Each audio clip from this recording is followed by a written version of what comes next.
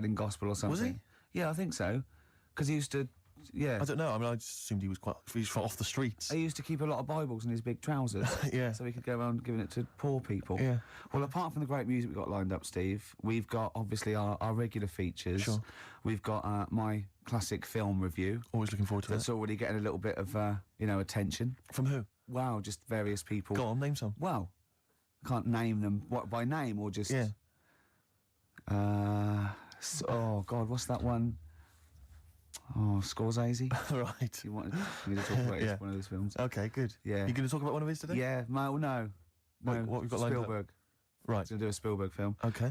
We've got That Film Sounds Good. Yeah. Now that's not my film review. That's where I take a track off a soundtrack of a classic film. Yes. And it's a great track, and I go, "Oh, that film sounds good." Brilliant. So Yeah. because it sounds Yeah. good. Do you see what I mean? But please don't be confused and think that that's the film review. I hate people to think that. No. That's what I wouldn't want. Yeah, yeah. We've got Song for the Lovers. We've got Song for the Ladies. Yeah, I'm going to be playing a hip hop track. It's called the hip hop track. It's called, Steve says, hip hop hooray.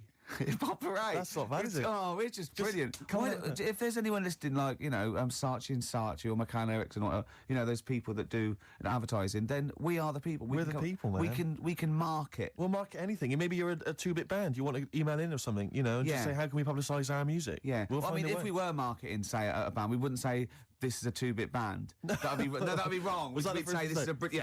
yeah. We'd say this is a brilliant band. They're going from places. the excellent. I like it when it's always the same reviews. It's sort of like Mark Goodyear, inevitably. They go the excellent single by Coldplay, Yellow. He goes, oh, Yellow, that's Yellow by Exactly, Coldplay. yeah. Why do they do the bit that says Yellow? We've said it just to show it. I want to see something else in the song. Maybe the middle eight. Yeah, it would always be the brand new excellent album from Travis, featuring the hit single "Sing, Sing, Sing, Sing." That's the brand new album from Travis. It features 12 other new tracks and Sing, Sing, Sing. Brilliant. Well done. Actually, Cheers. I'd buy it. No, I would. Based on that. That's all the features we've got, isn't it? That's all the stuff we lined up. We were probably going to, probably rabbit on about other stuff. Yeah. Carl, unless I'm very much mistaken, we've got something to give away. Is that right? The K-Man's with us, of course, pressing the button. Yeah. KP. You all right, mate? K-Man. Yeah. We Pilkington. have- Hold on, can I just say there's nothing funny about that name? Just straight away, seriously. Let's clear that up straight away. The idea Carl that people are Pilkington, isn't it? laughing. So in school, they'd go through the register, Anderson, they'd go through them all, Camfield, Sturgis. Well, no, it wouldn't go to Sturgis yet, would it? Oh, she wouldn't be there, would she? Well, no, P's before S, isn't it? No, she just wouldn't be at school. She'd be out Too taking- busy in rehab. Pilkington. Okay, settle down. There's nothing funny about Pilkington. What's up with it? It's Pilkington. Yeah. Sounds a bit like Plonker. Yeah, or Pilchard. Yeah. So anyway, we've got tickets for I don't think anyone's ever mocked the name before. I think we're the first ones to do it. Oh, we're brilliant, we are. I don't think people up north figured that out, that it was a funny name. Well, it probably isn't up there, is it? Because they've all got names They're all like, called that, aren't like they? Ramsbottom, Yeah. Wilkinson, Pilkington. Piddle Trent Hyde. Oscar Piddle Trent Hyde, what are you doing? You're late. Anyway, Gervais. Well, all right. Okay. No, that's an exotic name. It's a Don't bit have go at French. you. It's a bit He pays your French. wages. Blimey, here he comes, having a go at the star of the show. Yeah. Blimey. Yeah. Do you want to play a record and get back to it? We've got tickets to give away, that's what we're saying. Carl, what's the tickets? People want to know what the tickets are. After this record. Clever. Shinobi versus Dragon Ninja. That's what I like about sort of rock and roll. It just, sings, tells a story about everyday things Yeah. you know about. Shinobi versus Dragon Ninja. Yeah, the old Was there any experience. reference to Shinobi or the Dragon Ninja in the song? I wasn't listening. I wasn't really paying attention, but I'm assuming that some of that screaming was about Shinobi and the Dragon. I don't know who won. If anyone knows who won out of the Shinobi and the Dragon Ninja. Or maybe it's like a trilogy. Maybe they sort of get together in one. Then the second single, there's the fight, Right, like sure. the mid thing in the film. Because I know about film structure because I do a film review. Yeah, sure. And then the final one is the The two of them outcome. pairing up against maybe a larger villain. A Godzilla type. Maybe. That's interesting. I don't know. I mean, who knows? Okay, well, no, they do. Lost Prophets. Unless they listening. haven't written it yet. Are the Lost Prophets English? Are they British? What's the deal? Who are the Pilkington. prophets? Pilks. Who's the profs? Pilky. Yeah, I think they are, yeah. Yeah. What was the answer? What was that? Are they English or American? I'd say they're American. Just having a guess? Why didn't you just say I don't know? Instead of trying to fool us. KP again, trying to deceive us. KP, you were going to tell us, Pilky, you were going to tell us, Pilchard, you were going to tell us what tickets are It's away? nothing, but it worked for me, see, because when I was younger, we Yeah. had a mobile disco. Brilliant, so did I. And it was me and my mate Colin Makin. And the disco's called Pilky's Making Music. That's brilliant. I mean, genuinely brilliant. Pilk is making music. Guess what? When I first started the mobile disco, and this was when I was about 14, we didn't really go out touring. We just would do it for like people's parties and stuff. We were called the rock and roll DJs. No, really. We drew it on God. some sort of see-through paper and put a light behind it. Rock and roll DJs. My first disco, I had 2 nights a week in this pub. What, you ran a disco? Yeah, this pub near King's Cross, right? And it was just their records, right?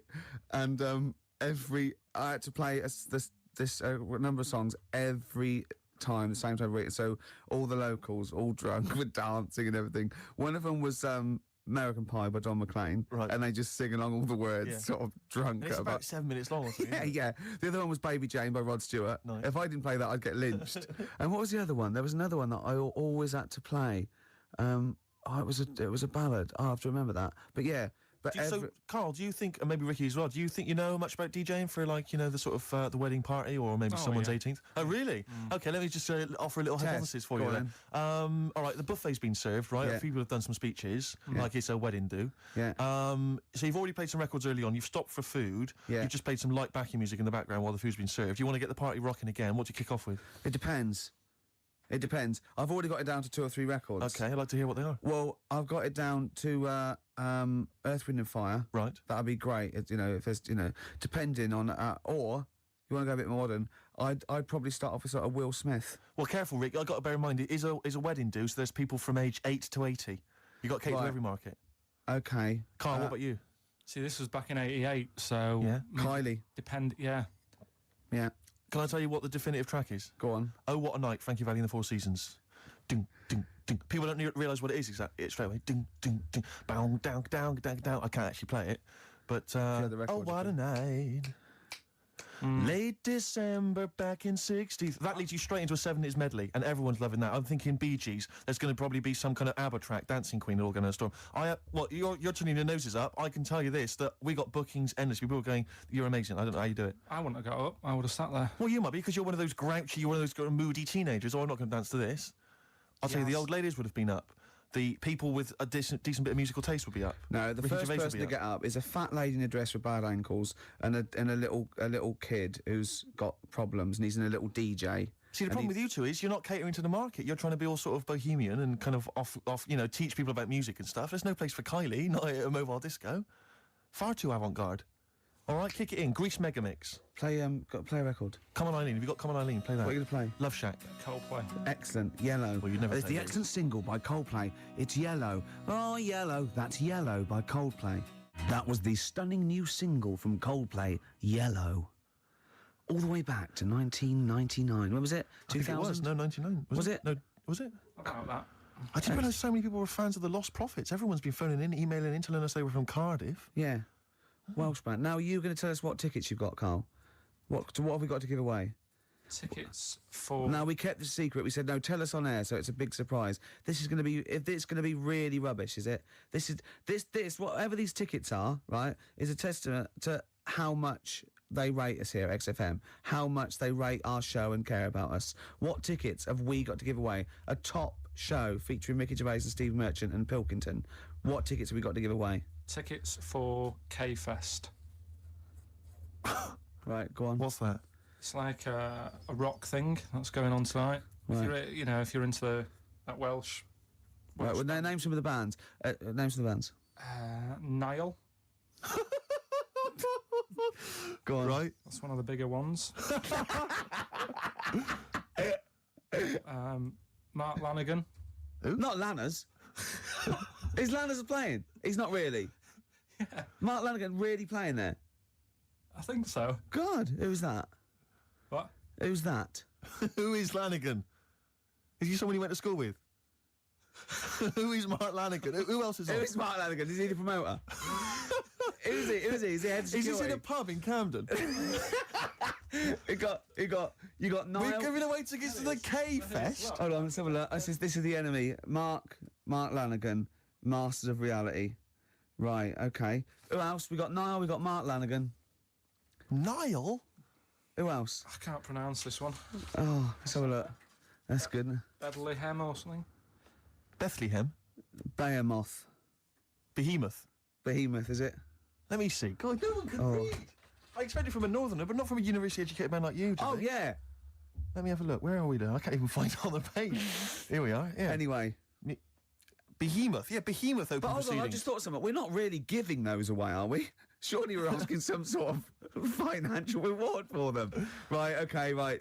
Is there a competition or Let's something? just... South Carolina Death Metalers, Nile. Okay, all right, Head to okay. KFest. Yeah, That'll mean something KFest, to some people. we've got a pair of tickets to give away. Yep. Okay, if you want to go to KFest, it's the Mean Fiddler, Charing Cross Road, and that's tonight, is it? Mm-hmm. The tickets would be $7.50, but we're giving away for free.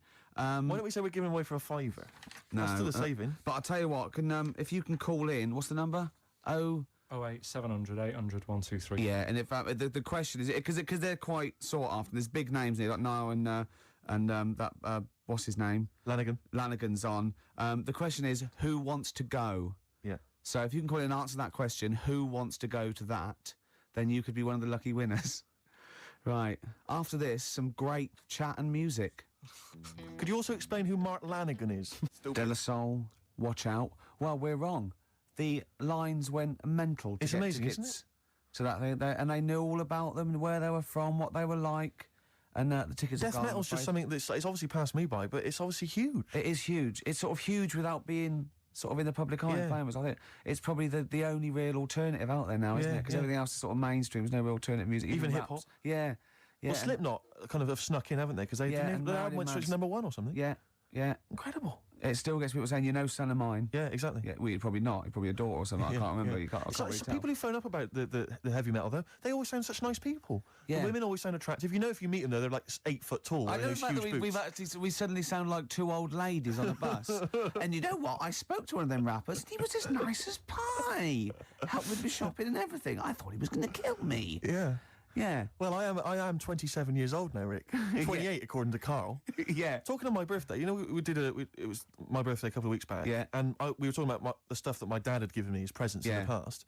And anyway, my sister told me that he'd listened to some of it in the car driving up, and he was a bit quite upset, and he had mentioned Oh, really? it to me. Yeah, but it was all affectionate. It was done with wasn't it? affection, but it was like we were slagging off his gifts, which were awful.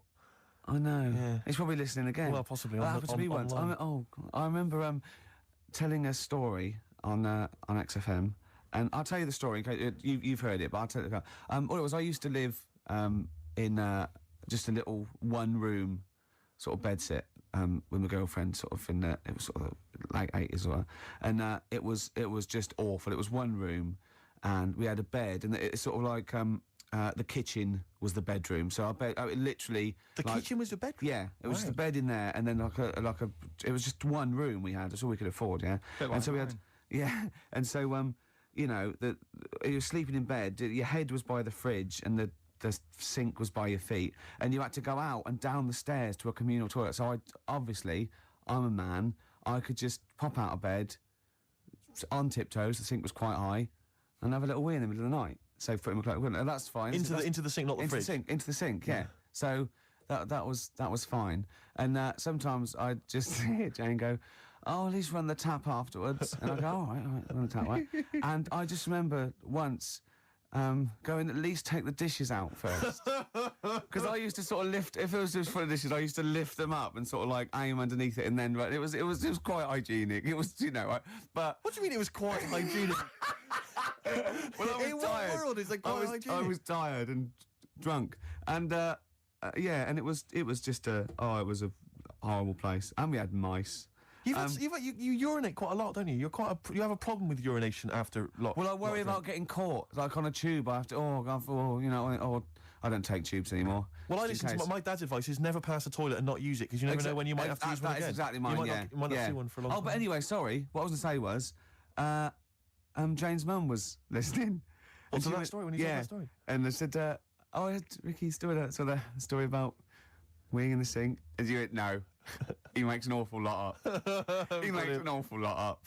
Yeah, that's what we have to say. No, I was joking. You know, I didn't mean it. So, you know, I think I got away with it. Although Mum did watch me every time I went out to the kitchen when I was at her house. You right? Yeah, just go to. Right, do you want a corned beef sandwich? No. If so, I'll have it on some Toilet's newspaper. over there, Ricky. I know. The toilet's over there. Okay. All right. What? Yeah. Oasis. Don't Look Back in Anger. A classic there. Absolutely. from the height of Britpop. My God, it's mad to think it's a classic now, and I was there at the beginning. I know, I can't believe it. By the way, urinating isn't bad. It's a good thing. It's getting, you know. No, obviously it's good getting the. I'm not saying the urination's a bad thing. I wasn't damning the fact that you needed to urinate. It was the fact you were doing it in the sink. With dishes, you probably exactly. But you know, see, the thing is, you know, there are some societies where if you urinate on something, you sort of own that thing. What society is that? Cats, for example, cats. Right. So I mean, you know, cats are, you know, enigmatic creatures, aren't they? Mysterious creatures. I mean, so if I sometimes I own a lot of things through that. Right. Sinks, telephone boxes. Yeah. You know, lots of fences. My shoes. Your shoes once, yeah. When I was chasing you around Robin's shoes once. Yeah. You'd be all right around jellyfish, because apparently... Is this a band that's playing tonight? It is a band, isn't it, actually? It was, I think. They're on Yeah. a KFest. Yeah. No, if you get stung by a jellyfish, Yeah. we stops it hurting. Is that true? It's just for anyone listening. I mean, it's probably best to check that maybe on the internet or phone a doctor before you try that. I mean, because although Carl has got a lot of useful information, he's not a medically trained man. Yeah, because I got in trouble once coming out of the sea at Bognor, running around, people going, wee on me, please. Yeah. Please wee on me. Just running around. Laughing, but... Yeah. You know. But, have you ever wet the bed? I honestly haven't. I've never wet the bed. Never wet the bed. Never. Okay, let's play a record then. Are we doing a bit of... You've wet the bed, have you? Wow, not as such. Well, you may as well tell us. Well, yes then. Well, is there a story attached? Well, I remember once, right? God. Was this when you were a child? Sort of. How old? 26. Okay. And, oh, God. Oh, it's another story involving... Anyway, right, once... Just wasn't a sink handy. Oh, God. Come on, okay. Gervais. Well, once I went to stay, went down to Brighton with Jane for a party, her sister's party, and we were staying at her parents' house. Her parents were away, and first of all, I got too drunk. I don't think I'd known her very long, might have been, and I remember. It was a fancy dress party, and I didn't go as fancy dress, but I remember laying on the floor trying to trip people over because I was so drunk. The sort of thing that's hilarious if you're drunk. Yeah, imagine Jane going, "No, that's my boyfriend. I'm so proud to all her family." And then we got a cab. I got a cab journey home to her that I didn't remember, and apparently the cab driver going, "Is he all right?" Because I was going, "I'll be sick. I'll be sick." Jane, yeah, he's fine. Then I laid on the bathroom floor, and Jane timed it. It was 45 minutes. Me singing "Right by Your Side" by the Eurythmics. And then I went to bed, and apparently I got up in the middle of the night, walked round the bed, and just thought the bed was a toilet. And Jane said, "Ricky!" I went, "What?" She went, "You're pissing on me." I went, "Well, you don't need to wake me up." And then just got back to bed. You urinated on the bed? All right, yeah. Bit of hip-hop. Oh, man alive. Hip-hop hooray! Hip-hop hooray! Oh, it's the opportunity where Steve gets to play one of his classic hip-hop tracks, something maybe you've not heard before, Rick. Can I just say, I actually slightly regret telling a story about me weeing. Yeah, well, it doesn't stop there. I'm sure there's more. I'm sure you've told me more in the past. All right, just get on with the hip-hop track. This is from... I need to just introduce it briefly. It's from an artist called Mad Skills, who on this record claims that he has written loads of other people's songs, which I think is true. The only thing I would say is that the names of the artists he's supposedly written for have been bleeped out. But, of course, because it's also a radio-friendly version, all the swearing's been bleeped out as well. So there's a lot of bleeping. But if you can piece it together from it, it will actually be quite a good song. Go on. I'm going to actually... No, don't. You don't own it by urinating on it. Yeah, I am. No, you... Yeah. Put it away. Just a little dribble. That is mine now. That cost me over £5. Gorillas, Rock the House on XFM 104.9, 2 o'clock, halfway through already. Ricky Gervais Show. With Steve Merchant. Yeah, telling really quite embarrassing things that I wish I hadn't now. It makes me look like some sort of mad old urinator. No, you just can't handle your drink. You can't handle your drink. No, I can. I just get rid of it in the usual way of excretion via the kidneys, down the urethra, out the end, down the sink. Sometimes a sink, sometimes a toilet, Carl. Sometimes a bed. Yes. Or your girlfriend. You know, it just... Oh, embarrassing things. I remember once, right? I used to love nature when I was about 8, 9, 10. Yeah. And I remember going out with my sister and my brother and their girlfriend and boyfriend, like to become their husband and wife. And Thanks for that. Yeah, you know, just keeping continuity there. Yeah. And I used to get shells and things on the beach, and I used to get anything. I love nature. And once I found, I love reptiles as well, and I found this perfect snake skin, a grass snake or an adder. And it was, I absolutely, I couldn't believe my luck. And I was going, look, and they were going, okay, put it down. And I realised they were a little bit scared of it. They were going, put it down, it's dirty. And of course, I'd torture them a little bit.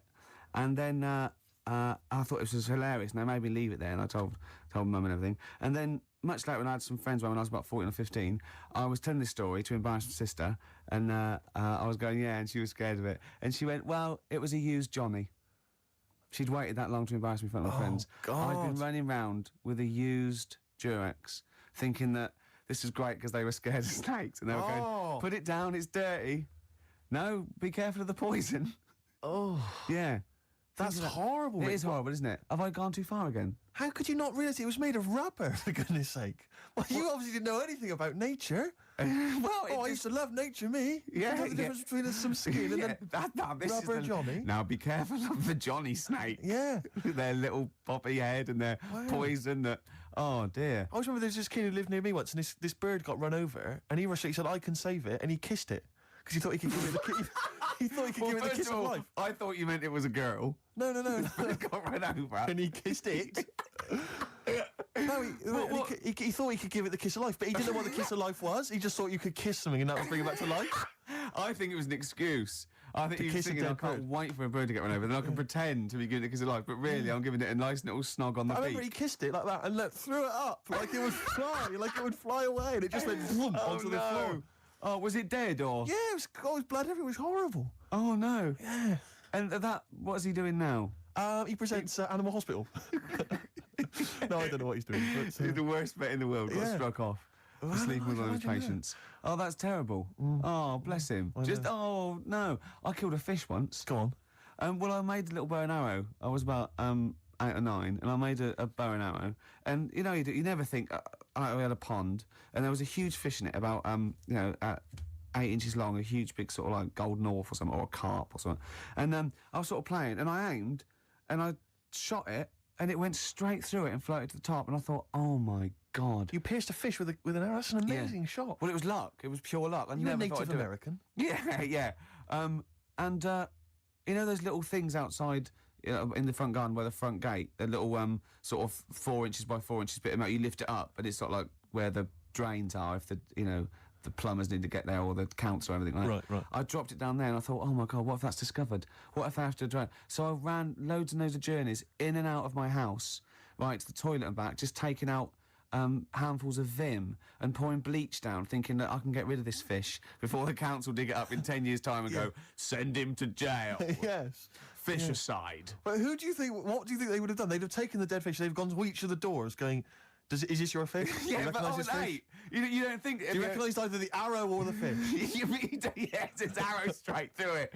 But you don't think when you're 8 that it'd be okay if I can ride this out till I'm 20. Yeah. The statute of limitations on goldfish murder. yeah. It is about, I can't work it out, 12 years. Wow. Yeah, so that You're was a killer. Yeah. Carl, anything embarrassing ever happened to you ever? With what? With animals and Could stuff? be animals. I like animals, to be honest. So do I. It was a mistake. No, you don't. I thought you were feeling bad about the fish. Yeah. But really, you were more worried about you being locked up. Well, I felt bad. There was both the law and the moral side of fish death. I mean, we kill fish all the time, just not usually with a bow and arrow in a back garden in Whitley. Often the supermarket can lend a hand with that. I used to sell mackerel. Did you? Yeah, I had a pet magpie Did you? called Maggie. Oh, you pet Inventive. magpie. You mean you captured it and didn't let it go away? Yeah. Can't have a pet magpie. But then it got really vicious. I mean... Well, it was quite trying nasty. to let me go. What do you keep it in, a rabbit hutch? No, it flew around, but it used to just come to me all the time. But then it started pecking my head and stuff. That's not a pet magpie. That's a bird in the garden. No, but I could actually, I could hold it and stuff. It wasn't scared of me, and it knew it was me. It used to come down from the top. It hated you. That's why it wanted to peck you. Is that? And the other thing, I always remember being younger and walking through the woods to school with my mum, and I was chasing a butterfly, and she said, "Oh, don't do that, Carl." And I said, "Why?" She said, "Because they only live a day." I said, "Oh, all right, I'll get a dead one in the morning." That's genius. That's great. That's quick thinking, isn't it? Oh, Oh, that's sweet. Let's play a song. oh. Wu-Tang Clan and Gravel Pit. We love that, don't we? I love it, yeah. Yeah, It's a classic track. We're talking about embarrassing stories and stuff, and I don't know if I've told this on the radio before. Have I told you, Carl? I'm not sure. But this was when I was working at the BBC. This is not even long ago, and I'd moved to London, and I was fairly new in London. And I was working at the BBC, and I had this BBC hire car, and I've never told it. If there's anyone listening who works for the BBC, I don't know if I can still get in trouble for it. But this BBC hire car, and it was like I'd been ferrying kind of actors and people and production people around all day in this car. And I was driving back, it was quite late, it was about sort of 7 or 8, and I was driving back, and I pulled in to get some petrol to fill up the car every day. And I went into this garage to fill up some petrol, and I was there, and two blokes came in a white van, right? They sort of pulled into the forecourt, and I was filling up the car, and they went, "Hey, do you want to buy a couple of speakers?" And I said, "Yes, I do." Yeah. Because, I'll tell you the reason, it was like I was so flattered that they thought I'd be the kind of bloke who would, A, need some kind of classy speakers, and B, would like to buy them on the sly. Do you know what I mean? Yeah. I thought, they like the They've fact seen me. They've seen I look a bit of a hustler. Exactly. Yeah. I'm a street sort of guy. You can see by the way I use my walk. Exactly. Yeah. So I couldn't believe my luck. So they drove behind the garage, the little sort of garage bit at the back, and I went round there, sort of casually went round there, sort of locked the car, went round there. He went, yeah, open the back. He had these speakers in there. I said, "Are you sure these aren't knocked off, mate?" He went, no. We work for Dixon's. This is the story he spun me. We work for Dixon's, right? And we're delivery men. And if we make a delivery and the person's not there to sign for the goods, then we have to bring them back to the warehouse. But if we can sell them on the way back, then that's really good for Dixon's. Dixon's must love that. And instead of thinking, are you sure some kind of troubleshooter didn't... I mean, did someone go into Dixon's and go, you're not getting in the garage forecourt market? Jones. Exactly. Get a couple of lads in a white van. Exactly. Yeah. So anyway, so I sort of bought this story, and I was a little bit dubious, and I went, right, let me hear them then. And he wired them up to the car stereo, and boom, boom, boom, they was playing. So it was some groovy hip-hop. I was thinking, great, these guys know what I'm into. Yeah. And he's giving me the talk and stuff. And I said, I'm a bit worried these are knocked off. He went, no, listen, we got a bloke at Dixon's who can confirm this is fine, right? Phone him up, use my mobile, right, and quote this reference number, right? So I phone out, they go, dee-dee-dee-dee-dee, and I goes, yeah, I go, hi, some guys here in the garage forecourt trying to sell me some speakers. Just wanted to check. He went, it's fine. I went, should I just read the reference number or whatever? He went, if you want. And X14, and I went, yeah, it's fine. Yeah. Okay. You know what that was, don't you? That was actually Mr. Dixon himself. Exactly. Yeah. Exactly. So I'm thinking, well, they sound great. They're giving me for a knockdown price. I'd say they were like 400 quid, they were like 200 quid or something. It was a good bargain. I was in the market for some speakers as well. Yeah.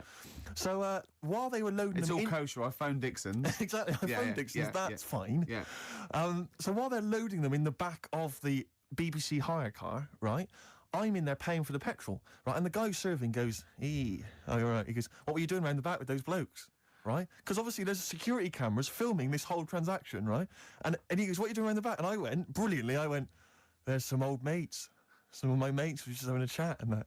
He went, "Oh, right, okay," like giving me obviously the evil eye. So I went back to the van. So I'm in the car now, and I'm driving with one of the blokes who's in the van with me because I didn't have the money on me, so I had to go to the cash point to get the cash, right? So I'm driving with him, and the other guy's like following me in the van, and he was like a northerner like you, and he was giving it all the, all right, yeah, you know. I tell him, my girlfriend's a DJ, she's got some of these speakers, they're fantastic, da-da-da, and he's giving me this. And then my mind starts working. Now that I've got a bit of time to think, I'm thinking, wait a minute, this all sounds a bit dodgy. Yeah. It dawned on me, Rick. You know, Paul, right? You're streetwise. Exactly. You're streetwise, Steve. Not only that, I was thinking, how am I going to get them home? I've got to drop the car off at the BBC. How am I going to get these huge speakers back to where I live? And how can I pay for them? Because I've just spent £100 on Find the Lady with a couple of blokes in the square. It seemed like a fair game. Some of his friends were winning. But so I explained to him, I said, I can't get them back to like Brixton where I was living at the time. He went, don't worry, give us an extra 20 quid, we'll take them home for you. Oh, that's good. Delivery. They do a whole service, you see. And there's also a backup guarantee. Did they have the guarantee, the 3-month guarantee? They didn't. No. But I said, I'm not sure about that. He went, well, why don't you put them in a cab, send them back, and your housemates can collect it? I was like, oh, no, there'd be no one in. And I was beginning to sort of get a bit conscious of, like, maybe this was a bit of a scam, after all. So I pulled into, like, a little side road. I said, I'm not sure I'm into this now, actually. He went, what are you talking about? It's 200 quid for a pair of speakers. It's a bargain. You never get a bargain like this, mate. I'm going, not so sure, actually. I don't think I want them. He went, 150 quid, 150 quid, mate, 150 quid. I went, no. He said, 100 quid now to you. And I'm thinking, wait a minute, this doesn't sound like the kind of work that Dixon's would be doing. Dixon's don't do that when I go in. This is it.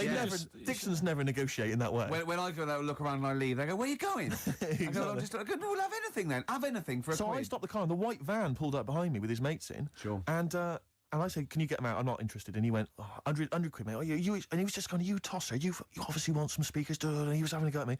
So I was carrying the speakers out and putting them back in the white van, and he was just shouting at me. He was going, 70 quid. I was like, 70 quid from 200? This is ludicrous. You realise that wasn't Dixon's policy then. Exactly. They don't At usually that shout moment- you tosser as you leave the shop and walk down Camden High Street. They're not usually shouting you tosser. You should have took the offer of like the monthly payments they've got on at the moment. So eventually I put them in there, and I sort of knocked the deal on the head, and I got back in my car, and they were in theirs, and I just looked in the rearview mirror, and they were punching the dashboard, like with aggression and venom, like we let that deal slip through our fingers. And I've never been so terrified in my life. I just sat there, and I was just thinking, oh my God, all I was thinking now is, what if I go back to the BBC, and they go, we've had a call from the police, the man at the garage, he saw you doing a dodgy deal. I in the back love of it. the car. Yeah. I Well, was what you do is you put the hire car in a drain in your front garden, and then go in and out of the toilet, just pouring bleach down or Ajax, and they never know. This is Song for the Lovers.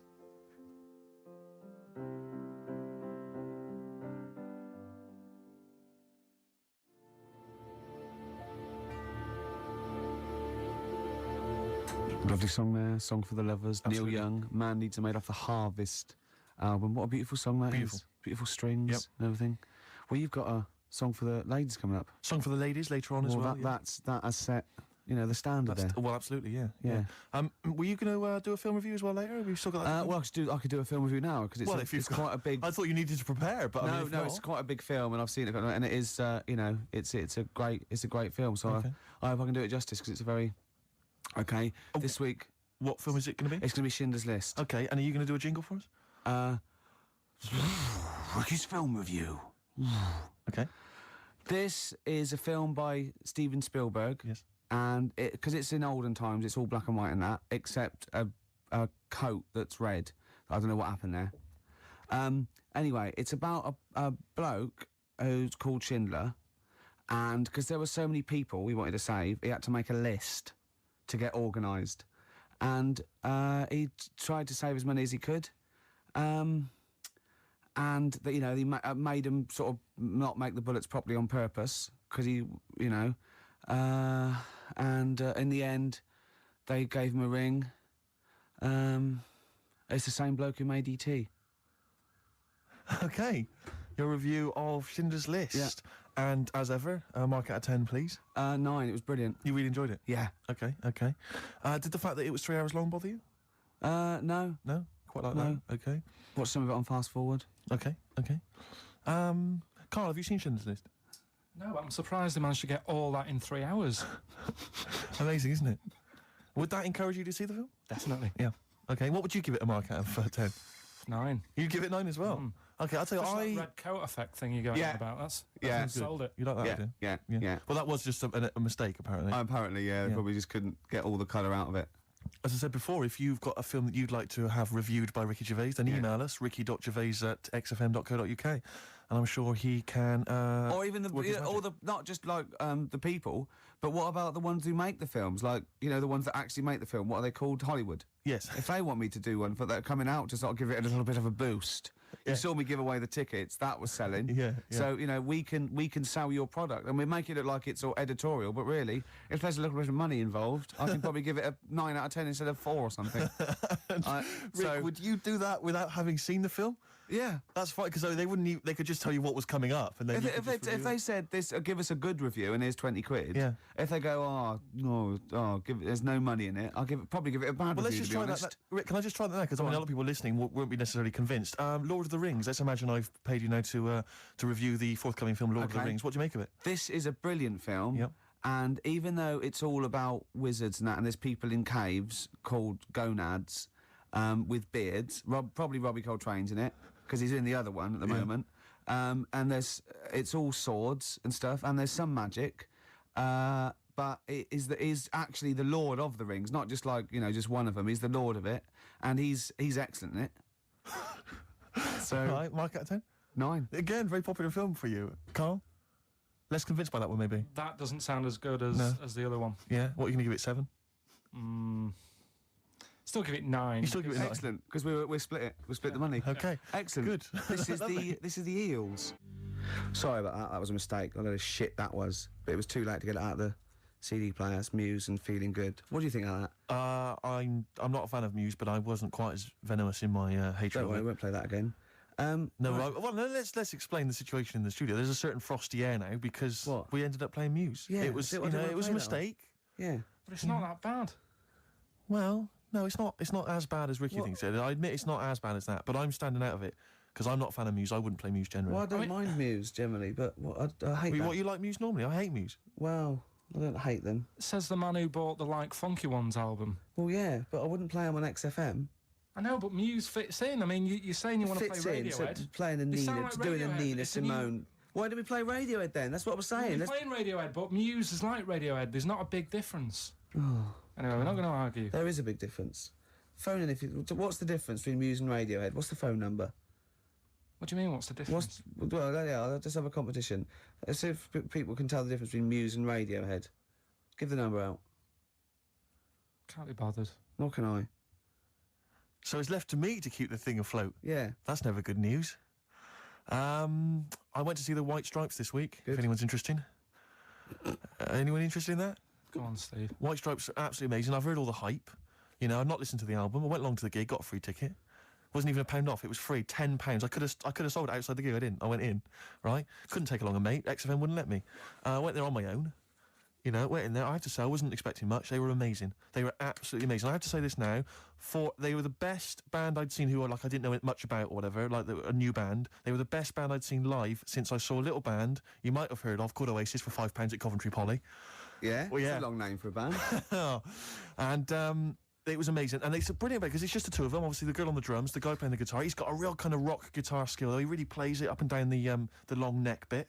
I mean, I know all about the music and the terminology. Yeah. He was amazing. Yeah. Sometimes he plays like kind of steel, with that steel pedal thing on his, not steel pedal, the finger thing, the kind of thimble thing that some guitarists wear. I believe it's called a guitar thimble, I believe is the name for it. And he plays that like old bluesman would play. He plays that sometimes. Old sometimes, bluesman.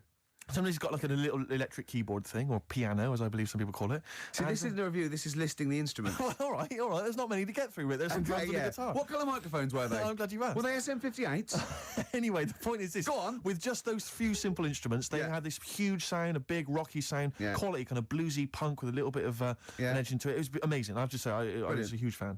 And so I thought we could play a bit of White Stripes, to We sort of could. commemorate that excellent gig. I saw a band once, right? There was a drummer, had all the drums, big one at the bottom, two of the drums once, cymbals. Yeah. They were all mic'd up with different microphones coming down the loudy speaks. I was at the back, it was still, wow, I can hear everything and that. Electrical, really. And a guitar. And a bass. Can I do a gig review every week, like you do your film review? No, good, yeah. Well, you just did. Well, I'm about as well informed about music as you are about films. Anyway, tell me, how do you choose the playlist? Feeder, Just Today. Now, because we're running out of time, Yeah. because of that Muse shit we had to play, I think I'll say that's my feature. That PlayStation game sounds good, Right. because that's the main music of the PlayStation 2 game, Gran Turismo. Right. So I could incorporate that. Brilliant. Yeah, and I've still got to get in song for you've got to get in song for the ladies. Yes. At the end. Got anything else lined up? Well, I mean, it's just that I've never seen you spiral into such despair after hearing Muse. I mean, Well- fair enough, is that they're not a great band. Well, but- obviously we have to, there's a bit of a playlist we have to keep to, and we drop the records we don't like, Yeah. right, and play the ones we do, and that's fine. And if I don't care for a track, I don't mention it. I don't usually slag off bands, and I know we got to keep to a playlist. I don't know how they're chosen or anything, but there's one thing I didn't want to play. It's Feeling Good, Yeah. and it was already lined up, and there was no time, so I was genuinely annoyed because I don't mind like playing stuff that I wouldn't actually choose myself. That's all right, but we're not completely free played all the time. So the worst thing is I don't want to ever play Feeling Good again. I don't want to ever play Kashin again. Kashin, They're I don't know what banned. Kashin is. I'm thinking of putting a ban on Gorillas. Anything you like to ban? Basement Jacks. Basement Jack. Oh, where's your head at? We already dropped that. Where's your We head dropped at? that on purpose, didn't we? What else have we dropped today? That's what we saved people from. Do you know what I mean? Like playing 5 songs over and over again just because some record company wants it to be played. I mean, if I'm gonna play things I hate, pay me. You know what I mean? I'm willing to take bribes. Look, I've been sent some chocolates here by the lads out of Carter USM, right? Are they And still going? Yeah, they got a gig at the Who's the Daddy Now tour, right? They're playing the Astoria at December the 14th. December the 14th. Oh my God, it's worth going along just to see how few people will be there. Well, see, I wouldn't use play it, but they've sent me chocolate, so there's a plug. It's like, Bribe me, not XFM. Yeah. All right? Let's Yeah. get some out of this, Steve. Okay. All right? Yeah, I'm not sure. I'm not sure even I'd sink so low as to be bribed by Carter. I mean, I'm a man who tried to buy dodgy speakers on the street. Steve, it's a Christmas, Father Christmas with some jelly beans. Is that from? Who's that from? That's from the lads. Oh well, it's Who's the Daddy Now tour. Okay. And I've got some chocolate money. Right, lovely. Yeah, some of it French. Got anything there from the Senseless Things? Or the Wonder Stuff? No, but you know we don't know. They don't know what they're doing now. Yeah. Carter was all right at the time. Yeah, Carter was all right. Carter? Yeah. Right. Do you like Carter? Not really, no. It's nonsense. Well, I didn't like him singing about Dagenham all the time, whatever No. it was. No, what was it? New Cross. yeah. But, you know, some Good. funny lyrics. Anything some else you want to get puns. off your chest? What do you make of the war in that's it. Afghanistan? Let's play some songs we like. What have you got lined up? I've got Anything? the song for the ladies. That's coming up in a Oh, second. lovely. Yeah, let's choose a song here and let's have a look. You Let's like this one here, Ricky. what? Oh, Radiohead. Just. Brilliant. Is this Muse? Radiohead and Just. Off the Bends. No, that's a track. It's That's been a band. roller coaster ride of emotions, this show. Yeah. It started off, there was some light-hearted anecdotes about you and animals. Yeah. It ended up with you sort of spiralling into despair. Wow, you know. There was some urinating in the bed that's along the what way. a track by Muse can do to a man. Yeah, well, clearly. You know, did I ever react? But then maybe that's what makes them good. I mean, if music can, create those kind of passions in someone, maybe that's effective. I don't know. Well, you've made me think again. I Well, love it's Muse. it's the punk approach, I suppose. Yeah. Anyway, Carl, thanks as ever for pressing the buttons and contributing. Yeah. All right, mate. Good job. Shame about the Muse. He won't be getting a 9 for his movie next week.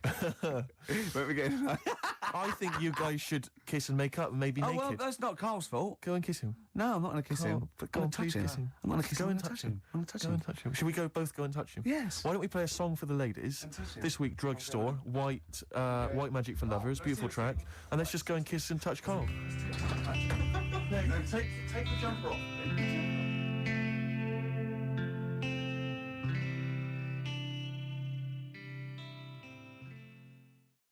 Strokes last night on XFM 104.9, Ricky Gervais show. With Steve Merchant. Definitely. Ahoy. And little Carl Pilkington. Little over there. KP, the K-Man. Steve, Yes. don't worry anymore.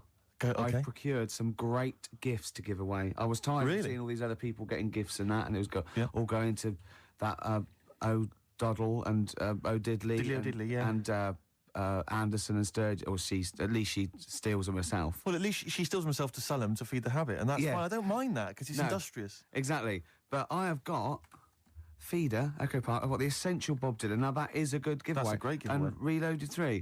Did you buy these yourself? No, little Carl found them. I have to say, Carl, you've done an absolute dynamite job here, mate. This is great prizes. And I thought we could play that trivia quiz where we're the challenge.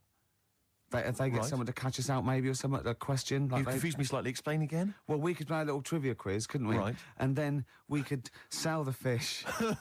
Use out the the words that you need to man. complete the sentence, and Rick. then, we could do this. What's the quiz? I don't know. You've not thought this through. Coldplay in Yellow. You've got to keep talking, Rick. We're on the All right. radio. I got bored. Did you? XFM 104.9. Yeah, with Steve Merchant. What I was saying was, Yes. we could have a little trivia quiz, right? This is how it works. Their phone in, yeah, right, and they'll pitch a question to us two, right? We won't know it. They'll tell Carl, and Carl write down the answer, yeah, or on his email, right? And then it might be something like, who was the first woman MP? And write down the answer, and they go, okay, Steve Ricky was the first woman MP. We'll write it down. You know, I mean, you'll write down something like the Queen, Yeah. and I'll write down Britney Spears, Yeah. and they go, well, Ricky says Britney Spears, and the answer is, did you see? Yes. And then whoever's, So they phone in, or can they email as well? they can email as well, Steve. Right. Okay, so let me just try and clarify this, because I didn't really follow that, and I know what the competition is. Right.